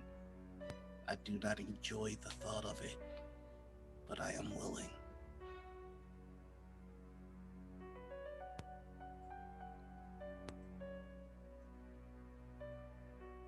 You know you don't need to replace him. It's okay for there to be a void there. There was a time before Strahd that I can remember that wasn't always good either. Strahd just sees an opportunity. But he doesn't need to be replaced by someone else. Just like that tree didn't need to be an altar. Sometimes it's okay for nothing to remain. Do you truly believe it was Strahd that did this to Barovia? Do you simply not understand? Have you not seen it yet? Well, no, it wasn't just Strahd. There's a lot more actors here. It isn't just one person that can do all of this. This is Barovia. Barovia is death's. It belongs to death, and death will keep it. The huntress within you pushes against that hard. Yeah. I am just Courtney trying to find the words. Oh my gosh, so many holy warhammers right now. Sol's just over there, man. Sol's just like, I'm proficient with the warhammer. I am. I don't know how to use Roll20. I'm trying to fix it. It's okay. No, it's good. I needed this to think for a second. As he says Barovia is death, like Ficus's whole demeanor shifts, and she almost like stands a couple inches taller as she like visibly takes offense to what's been said. Uther, you said that we're all going to die. But in order for us to be able to die in the first place, life had to have existed. Life is here. The only way things can die here is for something to live here. So while we may be surrounded by death, this is not death itself. This isn't death incarnate. This is a place on a map with people who live, plants who live. Yes, blights live here too, but blights die here too, and she'll point to the ashes and the pile of rubble behind them.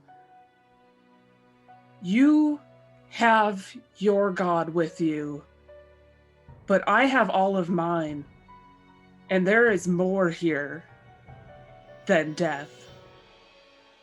I was here, and like voice gets like way deeper as the huntress like fully just butts Ficus out of the conversation. Is just, I was here when there was life. And it's just very different conversation than the wiggly, anxious being of a halfling that you're used to. Uther smiles at this and goes, I don't savor the thought of removing pieces of the board because I remember and because I watch. I remember having a dinner with you, Fig, full of life, smiling, stealing food. We attacked cows together. It was a great time. But like I said, I watch you. You prove my point.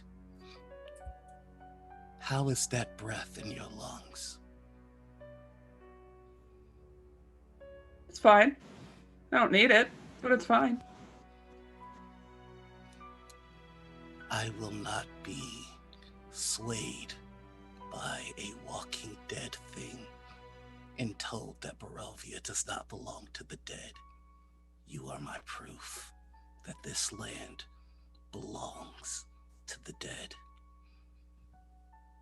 Ficus will get really close to Uther, which means she's like at his kneecap, just staring up at him.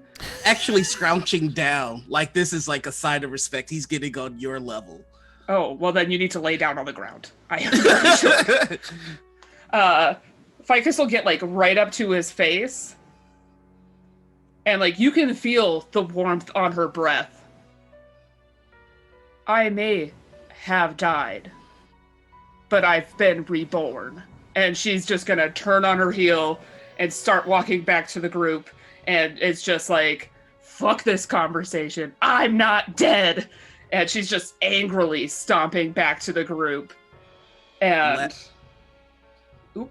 I was just gonna say the last thing he'll mutter, if you're okay with it, is, and Barovia will be reborn as well under my rule.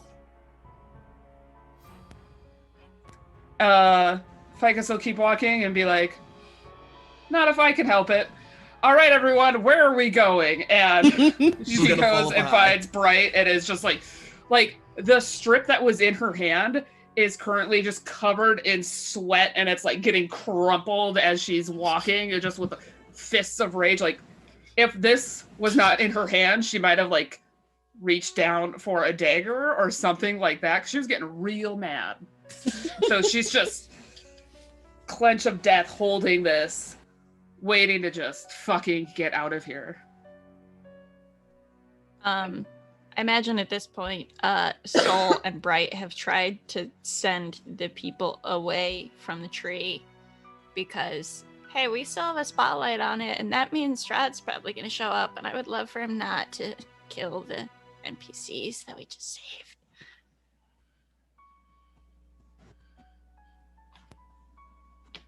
And then, So you have? And then we go to Krezk. Right? Can we?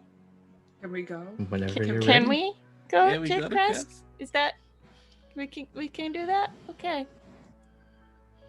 I'd like to think that Ficus is on the opposite side of this circle, staring at Uther like, oh man, I've got to figure this shit out now. It's just His like eyes are death locked on. glares. But Just he, reaches like when he looks, up into Sol's hand, which isn't meaty or bony, so she doesn't feel bad about how tightly she's gripping it. like the whole time Uther's looking at her, he's smiling. Thinks I hate it. You tie the knot. Bright Oh, will no sorry. longer look anybody in the eye, by the way. Mhm. Ficus will offer a warm hand on this side. That's really sweaty after she's tied this knot. Sorry. You tie the knot, and as before, the mists of Barovia collect around you. What you hadn't noticed from the previous trips, you notice more closely now that it's a cold touch. For Uther, a familiar touch. As you're brought to about a mile east of Krezk. Just as before, you've gotten used to the passage of time in Barovia to an extent. The clouds and the eternal twilight. You've come to read the passing of the days, and even if you couldn't tell what time it was outside, your bodies are telling you that it has been a long time since you laid down to rest. It is about 11 a.m. on the 16th of Eliant, and none of you have slept for 2 days. Wait, 2 days? How long was this latest travel? Another 8 hours. I'm just gonna say real quick, Dane. Sorry. Yeah, I rolled the 1d6 every morning for my Wondrous, so that added 6 more charges. Okay, sounds good. But we slept before we went to The windmill. the So- camp of the Vistani. Yes, Before we the did. camp, you slept, and then you traveled to We the were there windmill. for 2 hours, then windmill. Okay. Yeah, it's been... We Well, it's not been a full 2 days. It's been No, like, we went to the windmill 18 first, hours. and yeah, then... we went to windmill and then Zerpool. We slept. Yeah, before we went slept to at Zerpool. So I've really, written it's been it like down a day. somewhere. So it's Like a been day, day day and but a we half. still need a nap. We still need a nap. You still need a nap. Like we all There it is. emotionally need a nap. The last long rest you finished was at 6 p.m. on the 14th. So yeah, I guess it has. Yeah, no, you're fine. Yeah, you did finish at 6 p.m. on the 6 p.m. on the 14th, and now it is. Oh God, that's a headache. This is like us trying to figure out if we were going to play today or It's only the tomorrow, last 15th? night. What's The 15th? Yep, it's 11 on the 15th, so you'd be fine if you Cool. want to keep pushing. Sorry, We can. I forgot my numbers. We need to find the Nefesh and get out of here. I mean, would it be wiser to rest here, or is it wiser to get to Krezk, where we know Strahd has recent influence, and we know he's out hunting for us? I'm resting here. If any of you can decide to continue, then you'll do so without me. We should rest. Let's find a close place to start camp. As before, you make your way off to the side of the road. And as the habit has become, you rest through the day of Barovia, only to rise in the night of Barovia. Anything in particular for camp? Or do we want to skip right ahead to waking up the watch itself? Ficus would definitely try to work with Leaf once again to make sure that camp doesn't have any trail marks in or out of them being there, so they're kind of hidden off the side of the road. Mm-hmm. But she does want to talk to Sol too, but that can happen during watch time. Sure. Yeah, I'd like to snag a moment with Bright too. Okay. Why don't we have Ficus and Sol take care of theirs, and we'll go the other way around. So you set up camp as before. If anything, it might feel even more tense as the passage of the 2 weeks has worn heavily on the relationship of these strangers thrown together into a rough situation. And now so many of them handed such great power and responsibility. Night, the warmth of the day, for what it can be called, is at its peak as everyone settles down, and we'll go back to what happened before this, but I'd rather have Ficus and Sol have their chat first. As everyone starts to tuck in, and once we start to hear the sound of just steady breathing, as it sounds like they're all finally passed out, especially with how wounded all of us got today. We all need some good sleeps, but Ficus is going to she's first gonna take off her boots, which Sol has been around when she's done before, and just take the bandages off her feet and dig them into the dirt, and then plop down next to Sol and just look at him and be like, I think that's worse than we thought. What's going on with Uther? Yeah. Uther is more Uther, but I feel that I still have hope that he doesn't doom us all. I mean, it's what kept us all going a little way. That what we're doing is the right thing. Right. I think my big concern isn't so much what happens if we defeat Strahd. That's kind of this could happen, it could not happen, but what happens after, I guess? Because I think, well, let me take that back. People like Strahd don't just exist one day. Not without the help of something else or someone else. Similar to how you have Lathander guarding you. Strahd is merely a vessel for something greater and darker. And I think that greatness and that darkness is now with Uther. And Uther keeps talking about how he wants to kill Strahd and destroy Strahd. But we can't leave him here in place of him if it's just the same again. If it's the same entity controlling the land. Because it wouldn't be Uther. It's whatever causes him to pause before entering a room with us. It's that moment where he takes the breath and then chooses to do something. There's someone or something there in that moment that isn't always him. You are right. It probably did take something to make Strahd what he is. And that certainly can most likely be with Uther and guiding him as well.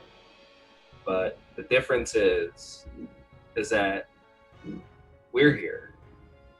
We have, looking over at Bright, a native to this land who's been chosen to represent her people. We leave as a symbol of one of the things as the champion. Heck, you are now a sister. And holding my necklace and my hammer, I have found more wondrous artifacts in the last 2 weeks than any other paladin of my church back home would find in their lifetime. There's something about this place that, despite all the darkness and all the centuries Strahd has been here, that he could not stuff out the light. And as much as Uther probably wants to, he can't completely stop us. Because he needs our help to put down Strahd just as much as we do. And we will do what we need to do to free these people.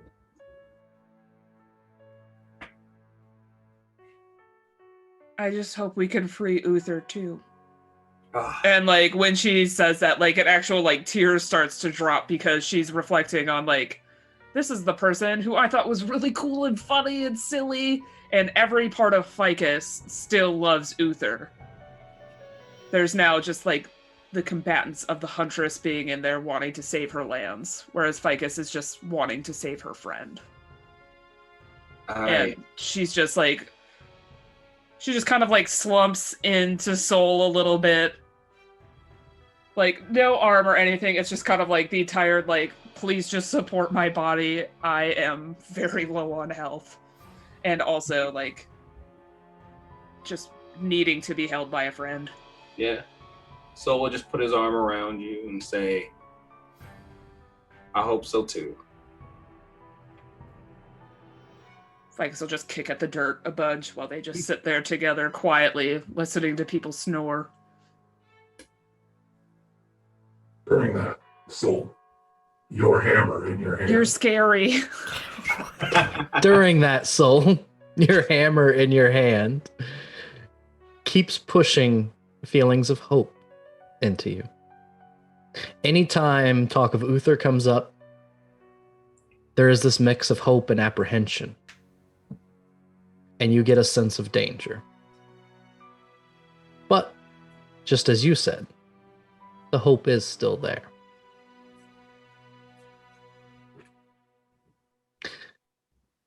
Prior to that evening,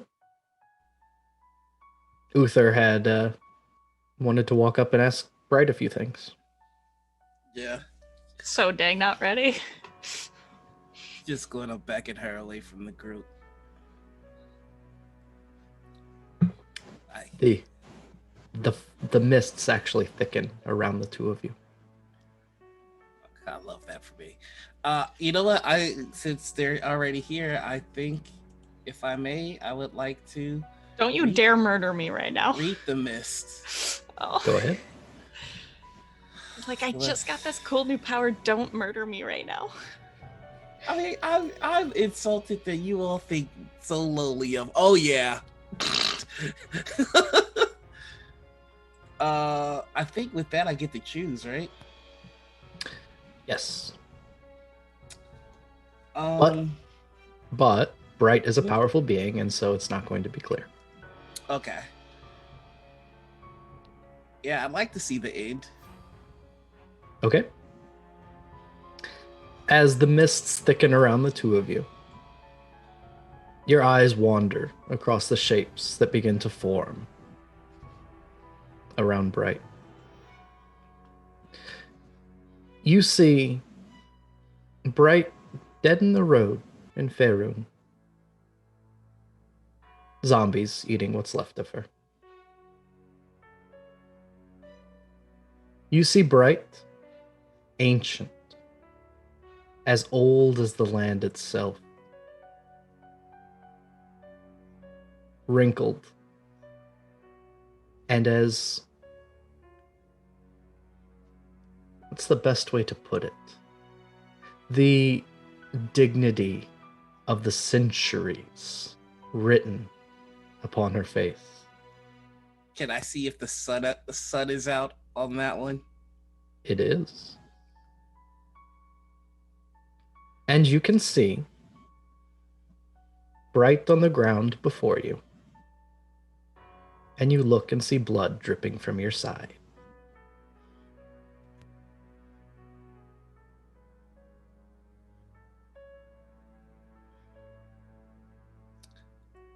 Thank you for speaking with me, Bright. It would seem that you have rejoined your family. Congratulations. I do not know where my mother, father, brother are, and my grandmother is gone.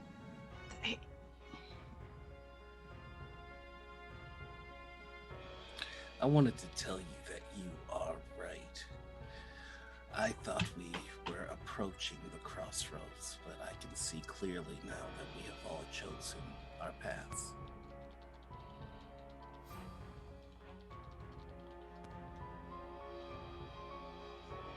He's gonna try and see about the eyes. See. Yeah, she's just like staring. Like she won't look you in the eye. I do not believe that you and I are in sync any longer.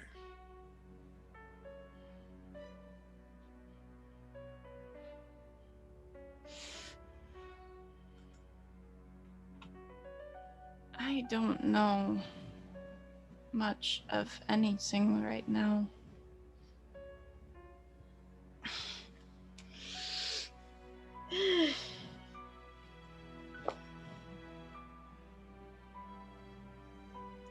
Like, without he doesn't even notice it, but there is a tear that kind of comes down his face as he's just like, I have confidence that we will defeat Strahd. That should provide some matter of comfort.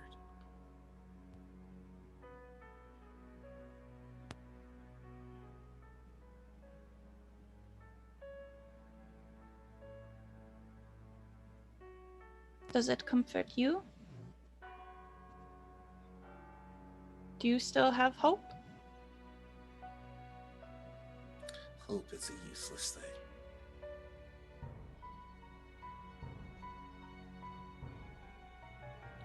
I am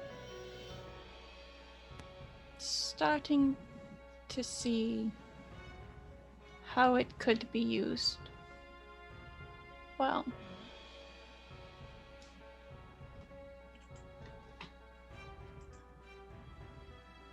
after all, how do you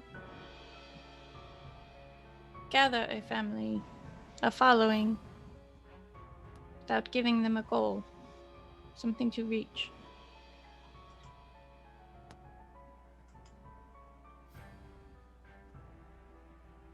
Do you... I'm sorry, go ahead.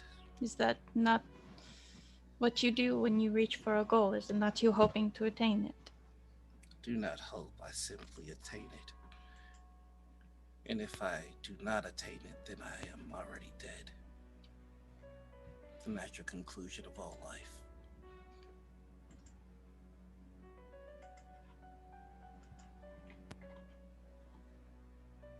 Hope saves space for failure, and I will not accept such.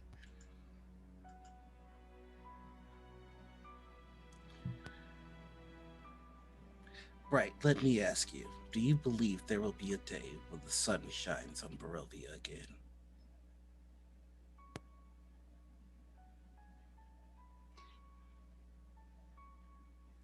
You feel the I- seeker within you push.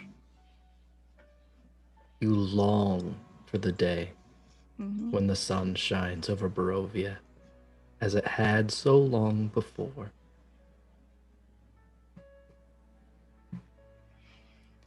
If I were to say that I wanted that, would you not think that I were hoping for something? You can tell me 1,000 times over, Bright, that you do not hope, and 1,000 times I would not believe you.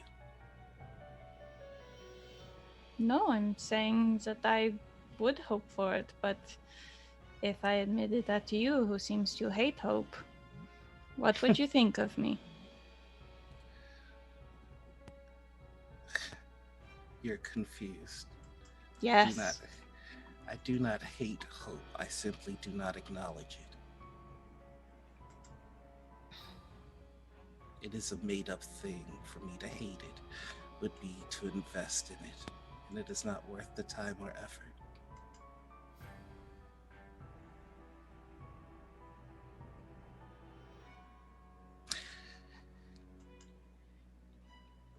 I believe that should the day come where Barovia sees the sun again, it will require your heart to be beating. Do you have any skill with a blade? I know it has only been 2 weeks, but I think you already know. Are you That is not my comfortable place. with blade? There are many things that a person may do to be useful, and some indeed have skill with the blade. Others work much better in the background, making sure you know a good place to fit your blade, making sure you have a sharp blade. That assumes that you will have the luxury of choice. If Strahd finds his fangs near your neck and your hand bound, one free hand is all you need for a blade. I don't need any hands for baby Sol. Very well then. Your fate Are you is tied. concerned for me? Yes. Why? Is not concern just another word for hoping I will be okay?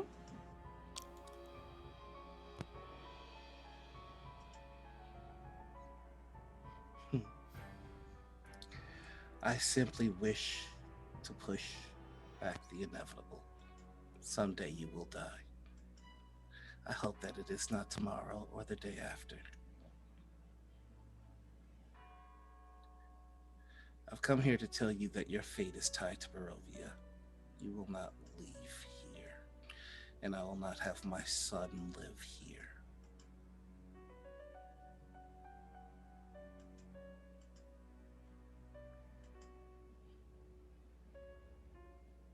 One way or another,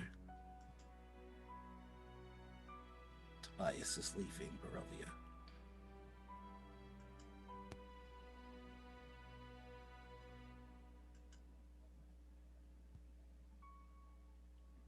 That again is another hope. You seem to be very bad at this. It's not a hope.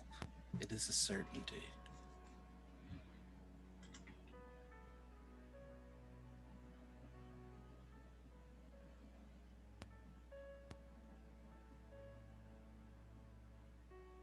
The mists begin to fall and fade back into the background of the forest.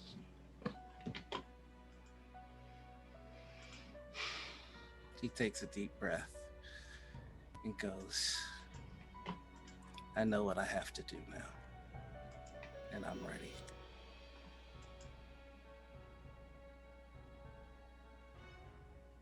And inside his head, to the voice, he goes, I know the soul that must be claimed, and you will have her.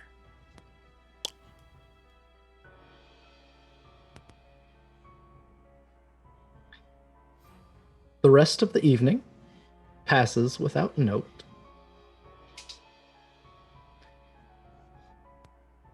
And you arise at about, let's see, if it was 10 when you got there, 11, 12, 1, 2, 3, 4, 5, about 6 in the evening at dinner time.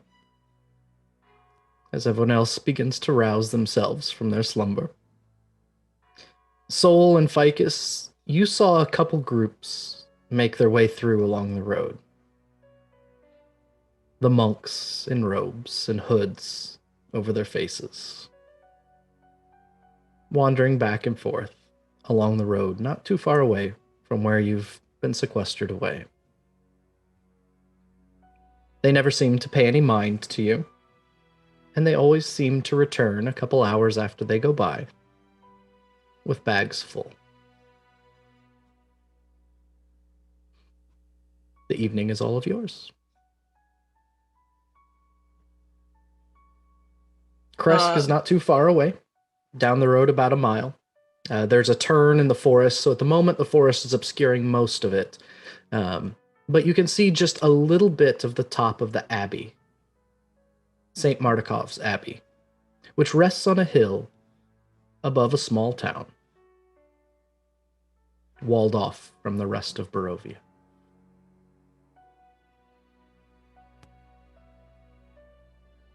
Ficus will just pass out food to her friends.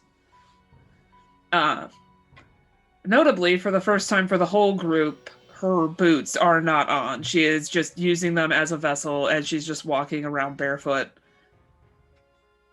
So everyone can see what previously happened to her. But she's lacing up the boots to essentially turn them into a backpack now.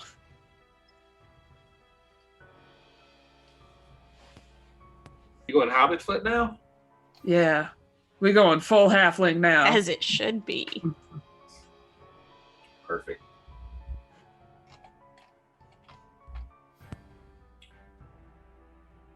Bright still Krezk. won't look people in the eye.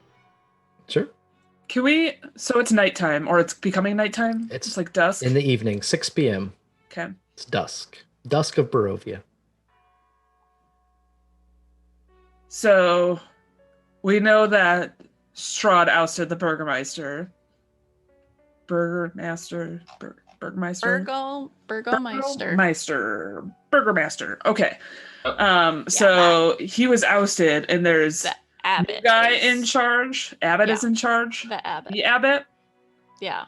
The abbot's a place, but also a person. The abbey. The would abbey be the is a place. where- Abbot. There we go. I know how words work. I know English. Ficus is just gonna kind of like look at the group walking pretty slow and be like, should we try to sneak in? I don't know about you guys, but remember the guards of Valaki and how they were creepy and weird? Now imagine if they were sponsored by Strahd. I suppose perhaps we could pause a second and see if we could find or feel our way towards what we are looking for. Oh, I got an idea. I want to use Eclipse to scout. Hey, Okay. I thought you were going to be like, I cast locate object, and that would have been really nice. I cast locate spooky. I Christ, have access to locate object now, but I didn't take it. Neither did I. Why would you two do that? The utility members of this party are like, why? But we have. It didn't two seem utility- appropriate. And Listen, we're looking for a thing, and we don't know where it is, and it didn't seem appropriate for you to take the locate the thing spell? We're gonna have a talk after this. I trusted you. So Eclipse is sent up into the sky, Mhm. up the hill, over the walls of Krezk. In order to get a better look, Eclipse has to swoop down a little bit lower. And when they do, a number of guards on the walls begin shooting arrows at your familiar. Really? Why? We should have checked for birds to see if there The were v- birds here. The very first shot catches Eclipse in the chest, Oof. kills him, and drops him from the sky.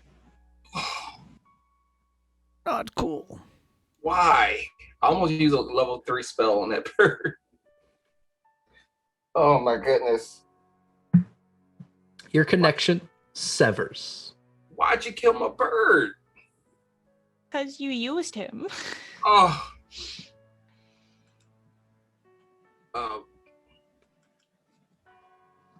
Oh, they're lucky I'm a paladin.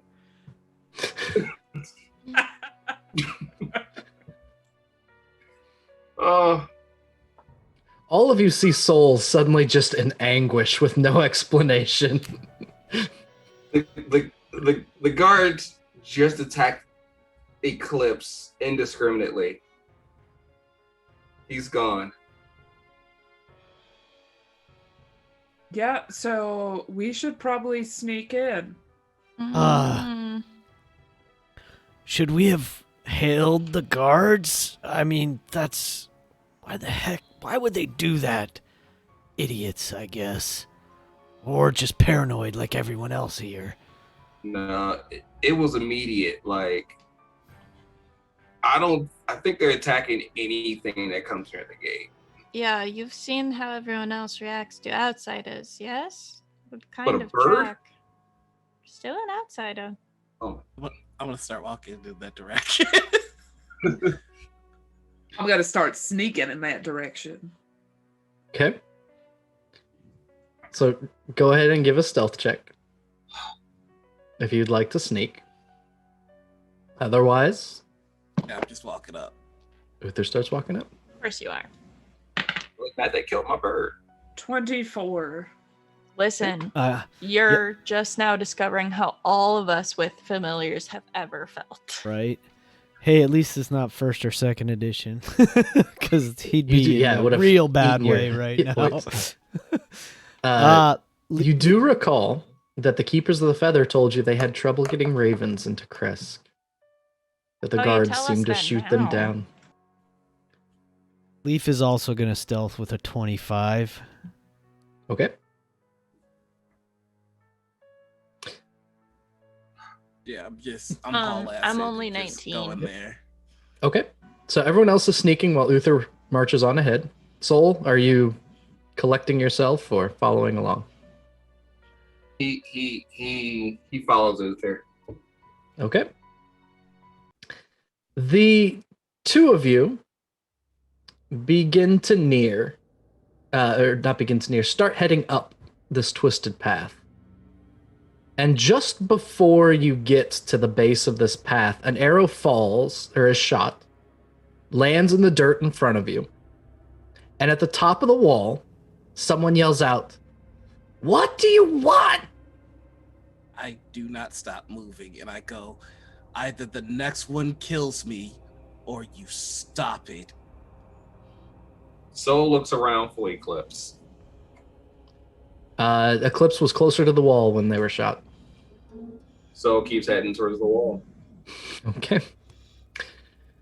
As you get closer, you can see that there are a half dozen guards, all wearing those robes that the figures that walk by wear, and a number of them clumsily trying to grab bows. Somebody disappears along the side, and as the two of you approach, there is one more volley of arrows sent your way. Not just one arrow, but 6. So we'll do them in 2 groups of 3. Okay. Plus Where 4. are Bright and Ficus? Sneaking. Sneaking. You don't know. 10. Sneaking. 18 hit you? Nope. Uther? Oh yeah, that hits me. Okay, so 2 of the arrows If he's somehow by me, find a way to hit you. The first one deals 8 damage, and the second one deals 6. It's at this point where I would like to rage. Okay? This guard up at the top is just like, stop! What are you doing? What do you want? No one is welcome! Krezk is closed! And then, sorry, there's 3 at Sol, all of which miss. Oh, they're not missing. I'm batting them away. Works for me. You approach closer. The rest of you are unseen and about half the distance behind. We about to fight a town. You get to the base of the wall at the gates, Yeah. and whichever one's in charge looks down, and when they do, you can see that there are a crisscross pattern of stitches holding different patches of different colored skin together on their face. No, not these. Are we close enough? I found Eclipse. You do. You find Eclipse's body. Yes, has an arrow straight through its chest. If he's a familiar, then he wouldn't. He was a He was a special thing. Okay. Yeah, he was a good table connection. That's what it was. All Yep. right. So I'll pick him up and just put him in my satchel with me. I'll Okay. carry him later. Kind of Warforged that 100 years from now talks to a bird skeleton. This is great. Uther, you're at the base of the 20-foot high stone wall, massive gates of Krezk. The captain of the guard looks down and says, "What do you want? What are you doing? Go away! Krezk is closed." Uther's gonna take out arrow 1, arrow 2, and go weave into negotiations. And I would like to kick the door open. You would like to attempt to kick down the city gates. Yes. I'll help. Okay. Oh, goodness. Well, there are a couple ways this could have gone, and give me a second. I've got to find some numbers. We're gonna Are get we just gonna let them do- Uther work together. I love it. We are getting arrested in Krezk. Are we just Listen, gonna let them only- do this? Listen, I'm busy right now. They can do Ficus whatever is they full want for Himbo Squad. sneaking. Yeah. Ficus is let's going up the see. side, trying to hide in these trees, trying to find another way in. Basically, after they do this, I'll put all of you at the wall to do what you'd like. The air grows colder as you approach the walled settlement. 2 square towers with peaked roofs flank a stone archway in which is set a pair of 12-foot tall, iron-bound wooden doors. Carved into the arch above the door is the name Krezk. The walls that extend from the gatehouse are 20 feet high. Atop the parapets, you see 6 figures wearing cloaks with bows and arrows, shooting haphazardly in your direction. Go ahead and make a strength check with advantage. All right, there's the line I wanted to read. Uther. 87. You slam all of your weight into these doors, the might of your barbaric rage. They thump, but don't give it all. I do have a feature that should help me with this as well, which is Okay. my powerful build. I count as 1 size larger for carrying, pushing, dragging, or lifting. That includes this. So I am not a medium creature. I am a large creature kicking this door down. So the thing that I have to determine is It's like an actual giant coming in and kicking this motherfucker. You killed a bird, Is- you derailed the whole game. is a raging level 9 Goliath barbarian adequate comparison to a siege engine. I think That's it's the more like decision that a- I'm sitting on right now. not a medium creature, large creature. So it's a giant. I'm putting that out there. You're a very small giant. Yeah, no. Giants are not large. They're bigger They than are. that. Elephants are large. Giants are huge. Yeah. Oh, okay. Giants Never are mind. I mean, it huge. depends on which giant.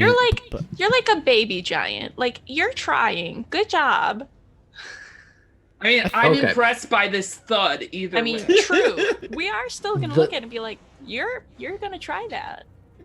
The doors shudder, but they don't give any sign of giving. Okay. And then 3 more arrows rain down on you. All of which miss. 3 more at Sol, all of which miss. They missed a large creature. Sorry, but Krezk defenses suck. The rest of you, stealthily, feel free to approach the walls and just let me know what you want to accomplish while they're distracting the guards. Yeah. The perception at disadvantage. Listen, they're trying to get in, but I just got this title of the Seeker, so I'm just gonna put it to use and be like, hey, maybe before we try and get in, I'm just gonna be like, Nefesh, turn on your location. I want to know where you are. You start looking around No, I'm at the feeling constellations that... around. But you still look. You see the Okay. constellations. You see the stars within your vision. You find the Nefesh of the Weaver. And you see it somehow connected to the Abbey itself. But it's unclear how. Where on the map is the Abbey? Probably the big buildings. Yeah. The this Abbey one- or the big Perfect. complex up here. Excellent. Do you relay that to us? Yes, I absolutely do. Okay. I think we would sneak around in the woods some more then, Yeah, I'm right? gonna. Because we're I'm going gonna- straight for this, but at some point, I feel like this is gonna be Suki in Avatar: The Last Airbender jailbreak scene for Ficus. Is what she's gonna go for to get up this wall and. Here for Yeah, Yeah. I'm gonna. Point. I'm How gonna long- mentally- How much time has passed? I'm gonna Oh, mentally. not long. I'm gonna mentally I need tell I need Ficus. exact time. Okay, give me 1 minute. Let them finish. All right. I'm gonna mentally tell Ficus, make for the Abbey. I'm going to message Leaf, make for the Abbey. And then I'm gonna wait like 1 round. And I'm just gonna like, no, I wanna see how they do getting in. And then I'll message Sol and Uther about like, hey, actually, we could take the back way. But I wanna see what they do first. The leader of these guards looks down at Uther and Sol at the base of the gatehouse. It's like, go away. Please. Second, you should say please. Go away.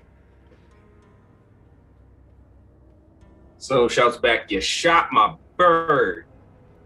None into Krezk. None into Krezk. You still shot my bird, and who's gonna help Uther knock down this door? I'm just standing assistance. Okay. Uther?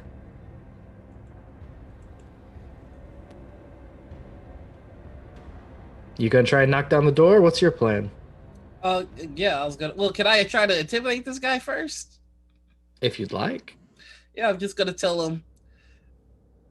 This ends with us getting into the city. If you want me to enter the city and still have breath, open the door. If I have to open it myself, I kill you and your regiment. Okay. Roll to intimidate. 22. He sticks his head over and listens to what you're saying, and you look into his eyes, and they're mismatched colors and slightly off center from one another. One's just a little bit higher than the other.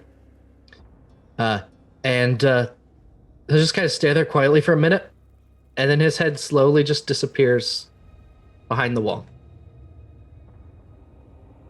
I see you've made your decision. I would now like to kick the door. So first they shoot you with arrows. One of them does hit Okay. for 6 damage. 3 damage.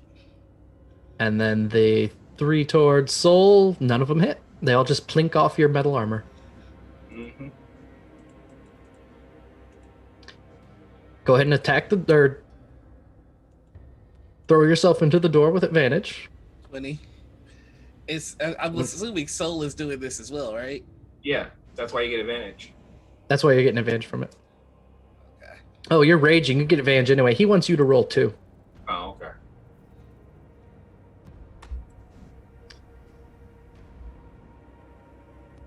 I mean, between a small giant and a metal man, I'm thinking that should be 23. something. Both of you throw yourselves at these doors, and these are reinforced heavy gate doors. They shudder. You're hitting them hard. You have no doubt that you're hitting them hard. But you don't hear them creak or crack or anything. And Sol, you get a feeling from the hammer strapped to your back. It's just an emotion of uncertainty or confusion from the weapon. The rest of you, you start working your way around the side.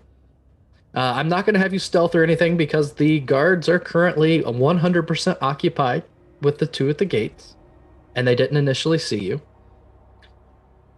So where are you headed? I got a message to go to the Abbey, so that's Yeah. where I'm I headed. think Leaf and Ficus would give each other like a very knowing look, and then do what they do best, which is run real quick. Okay. Because they are the 2 fastest party members, and they're ready to just bolt. Okay. I'd The like to Abbey- stay like in the tree line though, so that way they Okay. don't necessarily see I us will- as we. I will toss you up there. Bright, you're following them, or are you going to see what happens with Uther and I- Sol? Yeah, right as Soul got that feeling of like uncertainty or whatever, like that's when Bright's message comes through of like, actually, we go around the other side of the city perhaps because it's going to be easier to get in there. Make your way to the Abbey.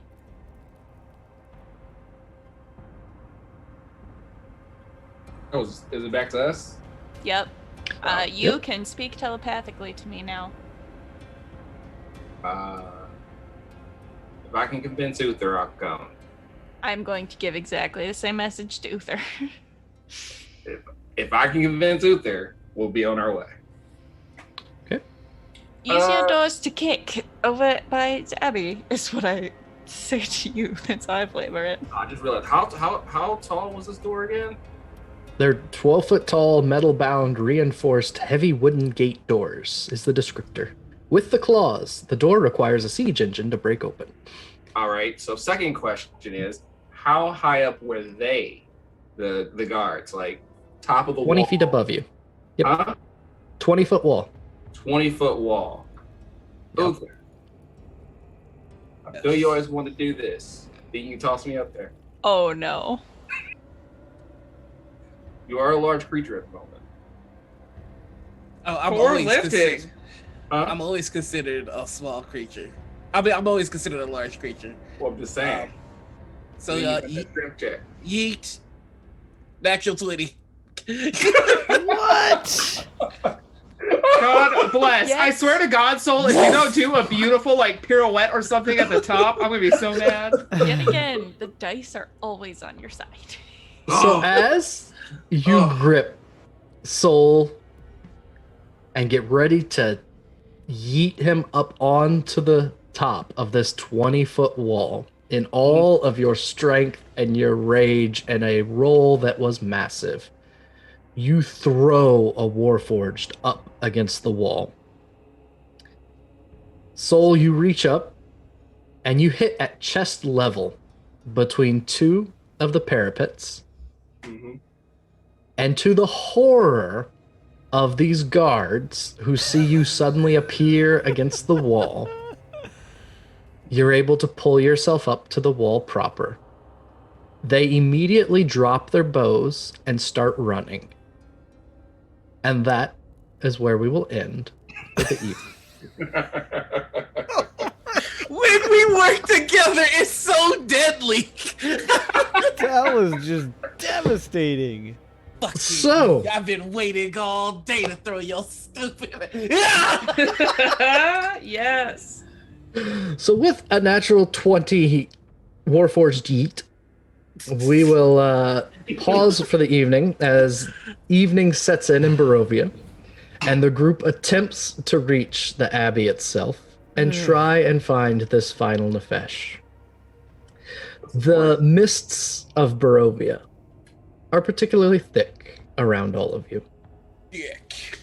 The uncertainty of what is beyond them is perhaps even less clear than it has ever been.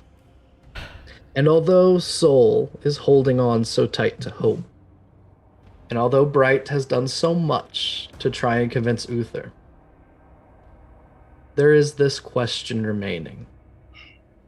And Bright, to your vision, the closest symbol connected to Uther now are the mists of Barovia, the sense of danger, and the uncertainty of just what might happen. So thank you, chat, for joining us for our double back-to-back feature of Darkest Night, Brightest Light. We have enjoyed you being here with us. If you have any comments, questions, concerns, conundrums, or qualms, feel free to voice them. Otherwise, we'll spend just a couple minutes unwinding, especially as there's a lot of character tension going on right now, before we wrap up for this session and return a little bit less than, 27 days from now, on July 28th, where we see what they might find within the walled city of Krezk. So. And if you missed any part of this, you Funny. can catch it in 2 weeks. Yep, but if you're, no, there's no but. If you've gotten that message and you're seeing it 2 weeks from now, the message is meaningless. It's Schrodinger's pre-recording, I think, is what we discussed. Right. Yes. Yep. Ah. So there's one thing that I want to address first, because it was a question that was asked and I didn't want to answer until the very end. So the people in the tree. So what was it you wanted to know about the people in the tree again? So, yesterday, Bright said we need to get the people out because what if the tree draws life essence from them and we are attempting to end it? We don't want to kill them because it's taking their lives. That was just off the top of my head. I had no prior knowledge. Was I right? Okay, so until you looked for people in the tree, there was nothing in the tree. Schrodinger's corpses? So one of the things that I love doing as a DM is hearing a thought that any of you voice and thinking, oh, wouldn't it be cool if, and then instead of referencing anything in a note or something that I wrote or something that came to mind, there were suddenly just people in the trees. And because it became clear you wanted to rescue some of them, they weren't all dead. So the people in the tree and what role they played the exact story role that you created for them. So are you right? Yes. Because if you hadn't pulled them down, I definitely would have done something with the people in the tree. Nice. What that would have been, I probably would have had to decide somewhere along the way. So it is the Schrodinger's tree people. Great. Thank you. I feel validated. Mm-hmm.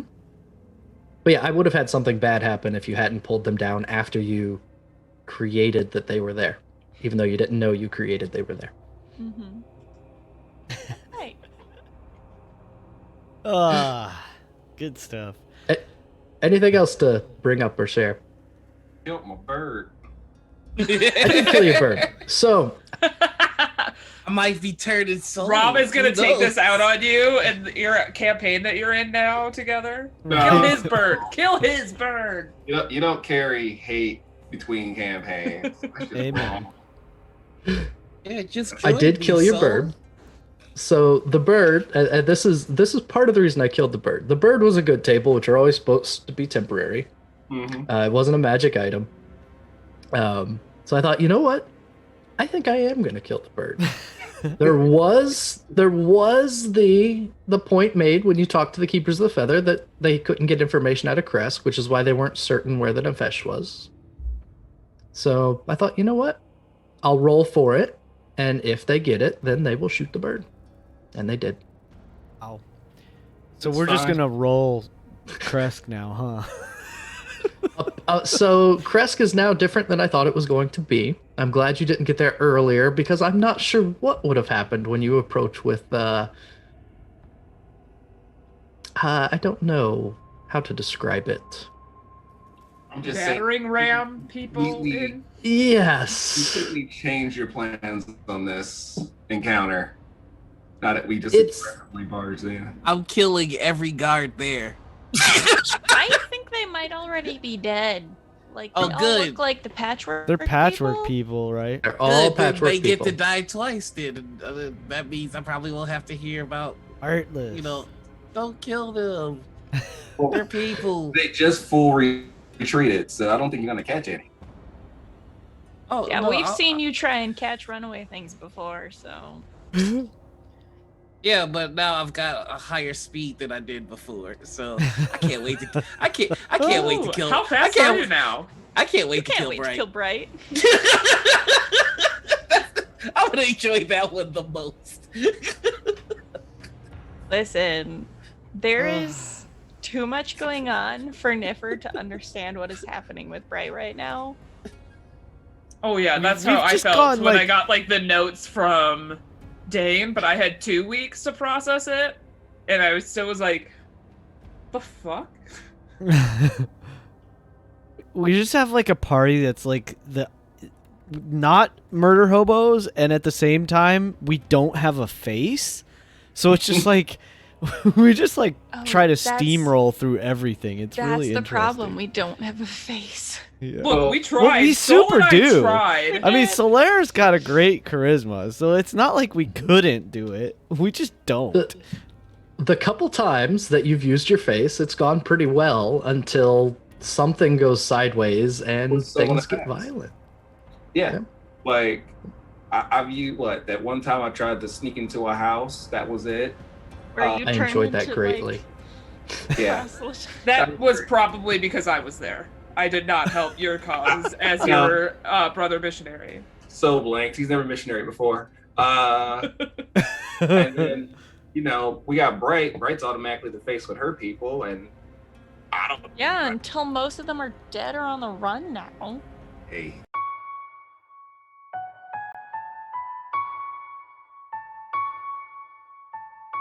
Oh. Oh, that was an accident. We didn't actually end. We weren't done. I hit the wrong button. I'm sorry. Oops, we're back. We're not We're gone back. yet. I was trying. Ugh. He was about to run ads. So yeah, that is an interesting point. It's how to approach the different stuff, the face and what you do with the face and how you deal with when the face doesn't work. It makes for a different approach. I enjoyed the entire attempt to proselytize. I did too. So It was nice. I thought that was hysterical. It was great. I don't regret. I don't regret any of it. So I think an important thing to address is another big thing, and then we'll kind of just wrap up the wrap up here in a little bit, is the kind of hint at inter-party conflict with a shadow The Uther. hint. Hit? I literally got marked for death. I gotta say, when the Warhammer fell, so I was with Corndog for a minute there, where just like panic at the disco, because when the Warhammer fell from the ceiling, the immediate thought in my head is, oh crap, we're gonna have to fight all of us. and that just freaked me out. Like, okay, I can deal with Uther and having him. Okay, that's gonna be a challenge, but I'm up to that challenge. But when I thought like we're gonna face a shadow of each of us, that scared me a lot. When Uther took you out with way more hit points than I had left in the tank, I just sat there. Like when Shadow Uther did that, I just went, yeah, we are so fucked. I mean, because I was watching damage get halved and stuff like that, and I was just sitting there and I was like, if he does this in the right order and we don't land attacks, because like Leaf missed an attack, Ficus missed one too, and it was just like, it could have gone bad. This is gonna be real bad, and I was very anxious there. The funny thing is worried. that was a direct result of Leaf basically telling Solaire to like hold on to his healing energy, because if he had dumped those 15 into me, I would have been perfectly fine, because I only went I had 26 hit points, he did 27 points of damage, so it would have been like that would have been an interesting shift of how that fight went. But I actually love it. Like, above table for me, Gregory, like, I think it's super cool that in this fight, it wasn't Ficus that got taken down. Like, the whole psychology. I also think that's neat. Yeah, like the whole psychology of it is like, oh, maybe I'm not weak. Maybe this is just a thing that happens when you're fighting challenging foes.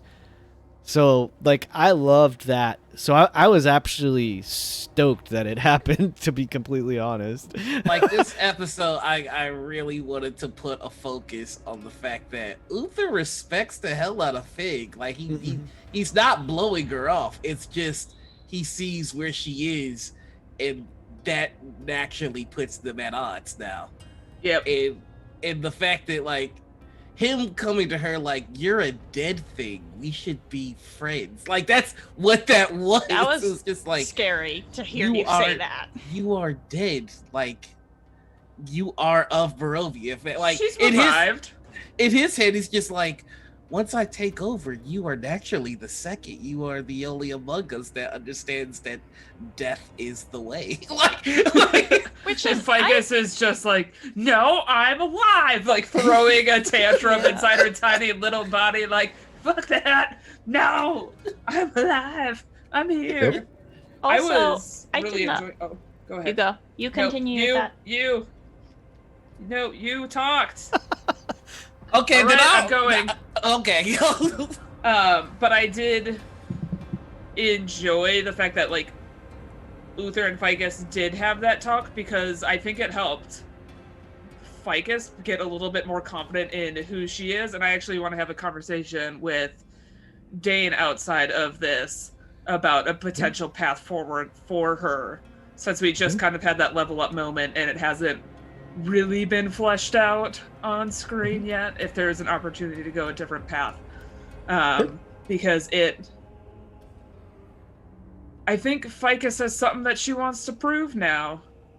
And I don't think it's to Uther, I think it's to herself. I think she needs to prove to herself that she still is alive, even if there are gods within her. That's cool. Did Noir, did you dead. change... Oh, sorry, Courtney. Oh, no. I was just saying, fuck being dead. But did you change something major for Uther?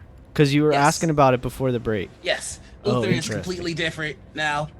And there's a reason for it, and I can't wait for the change to be shown. Because I've kind of... So there's a turning point for Uther in my head, which is he sees a fate with Barovia in the sunlight, and Bright is alive, but he sees another fate where he wins and Bright is dead. So to him, it's just like the choice is obvious. I can't win as long as Bright draws breath. See, that's what I was gonna say. I was very confused because, like, 2 episodes, you were like, so you got my back. You're taking care of my son.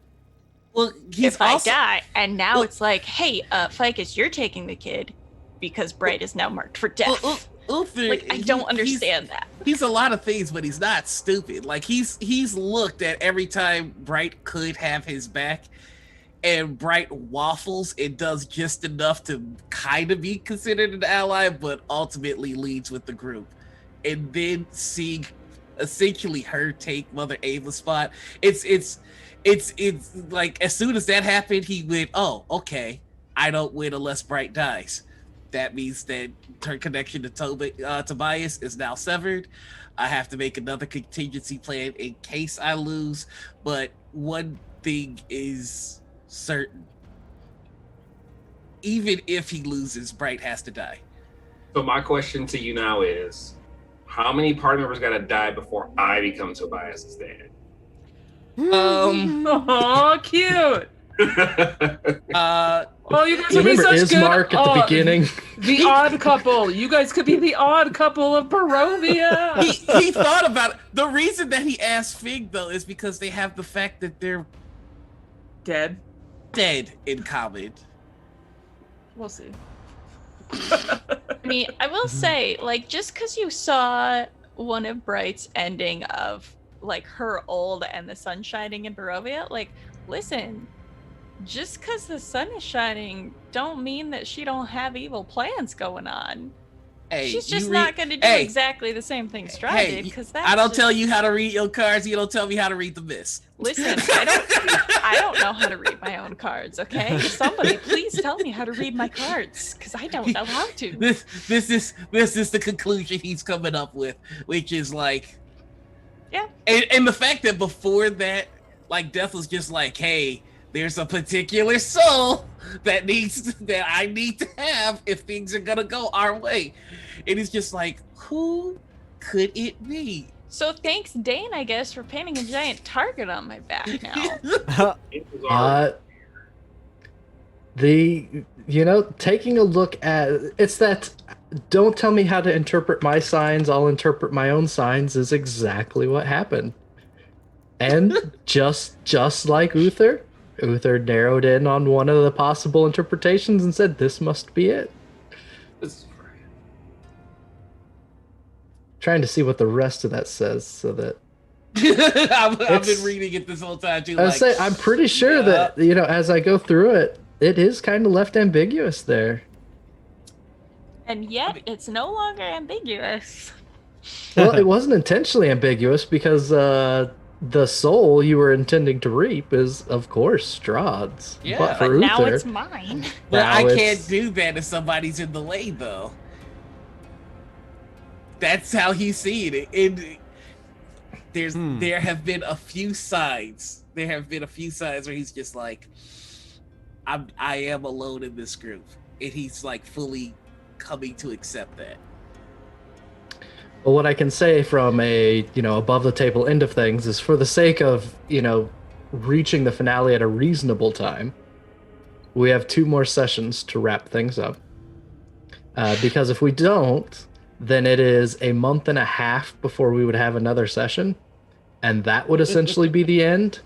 So from a timing standpoint, We gotta. if we aim for 2 sessions, that's what's best. Which should be perfectly fine. So we You need to say wrap that. up. So 4 We need to sessions. wrap up in 1 session so that the next one is all PvP. And that's how we end.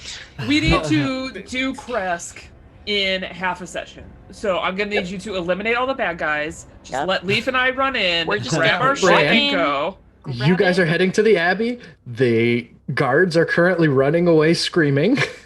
Give We him all going in Yeah, here. so Uther can't catch a single one. This needs to take just as long as it took for them to get out of the prison yard in Avatar: The Last Airbender after the fight began. They're creating the scene, the fight scene, and Leaf and I are running in, stealing stuff, and running out. Hopefully. And Bright, I don't know if you can catch up. I'm Yeah, coordinating. you're Bright's coordinating. You are battlefield management. That's what I was telling Uther. Like, again, like, I don't understand why you're like, can you hold a blade? And it's like, listen, I'm Oh, a he was gonna support give you class. grief. That was the Why? last, Why? because he's going to cut off your magic when the time comes, and then he's going to kill you. Why would you give me a sword for that? Because he wants you to have a chance. There's a part of No him that does party not want him murder. to do this. We are going to So- turn him. You said that there's a chance that we can turn him. I'm holding on to that one last thread. I want to pull this sweater apart. No death. So there is the big overhanging question of getting into a huge fight at the end of this within the party, which doesn't always sit well with everyone. And this is exactly what these chats are for. So I have multiple outs in mind, but don't want to force anything on anyone unless it interferes with other people's fun. So while I am all for the Strahd falls, Uther sits on the throne, and you pick another fight at the end, the second half of the finale is a PvP fight, that takes away from people's fun, then we need to end the story a different way. Understand. So I that's the only thing that I will float for now. I do have something that will happen regardless of the decisions that are being made, because I have my plans too. And how those affect what happens, I think will determine how everything wraps up. So we'll see, though. I mean, I don't. From my perspective, I don't feel like if it did get to a point where we had a PvP finale, it wouldn't be sort of out of like spite and pettiness and just like interpersonal drama. It would actually be purely based on the story, how it's progressed. So like from my perspective, I'd be okay. That's not what I want to happen. I like the heroic ending, but I mean, I'd be okay with that. It'd definitely be interesting, if nothing else. Yeah, I mean, I gave up on we will all walk into the sunrise together a long time ago. Yep. And also, like, Bright kind of just hit her ending. Like, at the beginning of building characters, I was like, yeah, ending for Bright will be she makes it back to Vistani and she becomes the family seer for taking over for Grandmother Ava. Before I even knew a thing about the Fanes or anything, it was like, that's just what she wants to do. She wants to be her grandma when she grows up. Just like any grandkid wants to be a grandma. Like, that's her hero.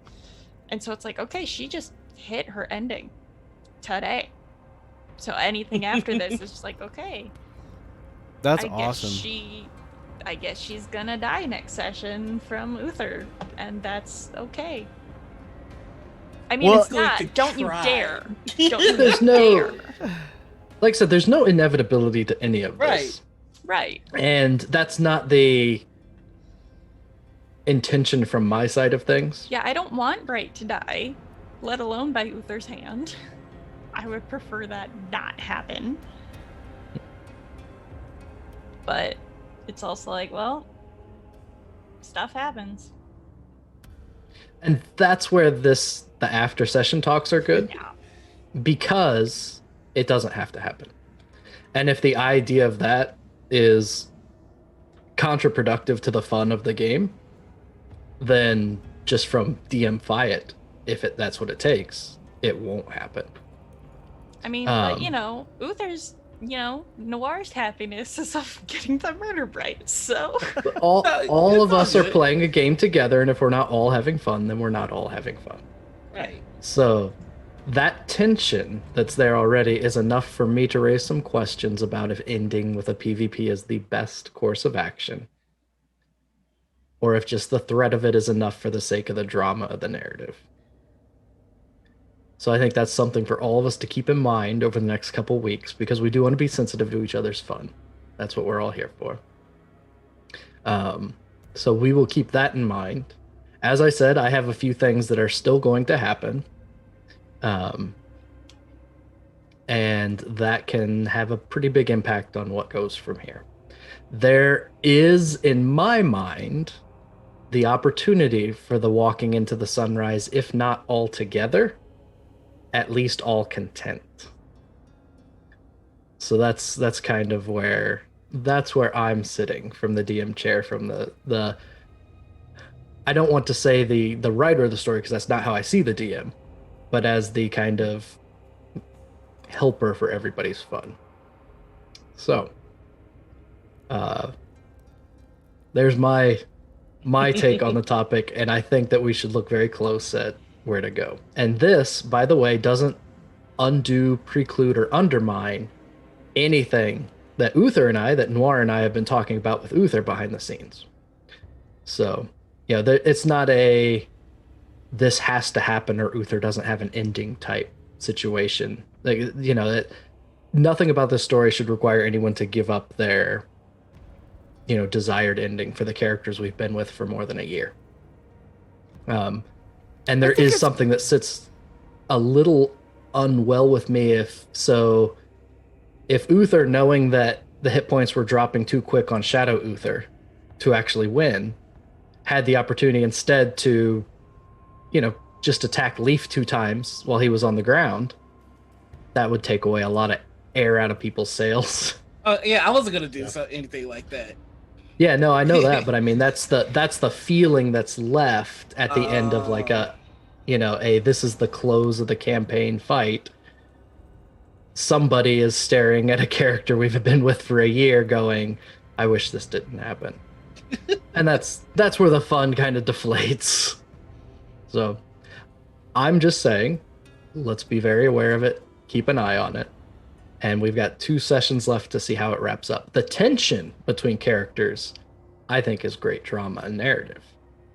How we deal with the tension is where we're sensitive to each other's feelings. So, good stuff. Well, I pontificated longer than I intended. Sorry for that. But it was necessary. And it's why I booked these times at the end of our sessions. This is the opportunity to talk about it and fix it before it breaks. So Sol and Ficus just miss their buddy so much. Yeah, hey, Sol and Leaf, y'all cool not being my inner deities? Cause we can find you some next time. Also, who's gonna be our sister? Sol. Don't have another one. Who's Sol gonna be the please? weaver? Sol is happy with his arc through this entire thing. I will probably front load it more than anybody else, but I'm totally cool with that. Yeah, but now you got cool magic item hammer. Yeah, now you have cool. Also, does that you have hammer a lot count of as the Lathander stuff. sword for story narrative? Yes. Okay. Yeah. I just wanted to That's double why check. we We leveled up. definitely left already, so we can't go back and get the Yeah. magic item. We did. I just If wanted it to wasn't check. I didn't know if a conversation happened while I peed while we were on break, so I just That needed to sword double is check. so for me. holy that it changes to whatever shape the nearby paladin uses. That's Right. what it Heck yeah, you're gonna start That's walloping people. the frustration of Uther being stuck with grief as a finesse weapon is why the types of weapons I hand you have changed. It's why the scythe that I gave you is basically just a greatsword, because there's no reason for it to be anything else. Just like there's no reason the sun sword has to be a sword. So Sunhammer. Sunhammer. That sounds so that really is metal. It sure does. that is us for the evening. Any last thoughts from any of you as players before we close up?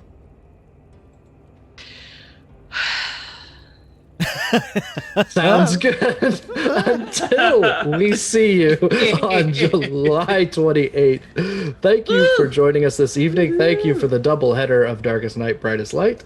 And we will, see you then. And until then, be good. Bye-bye.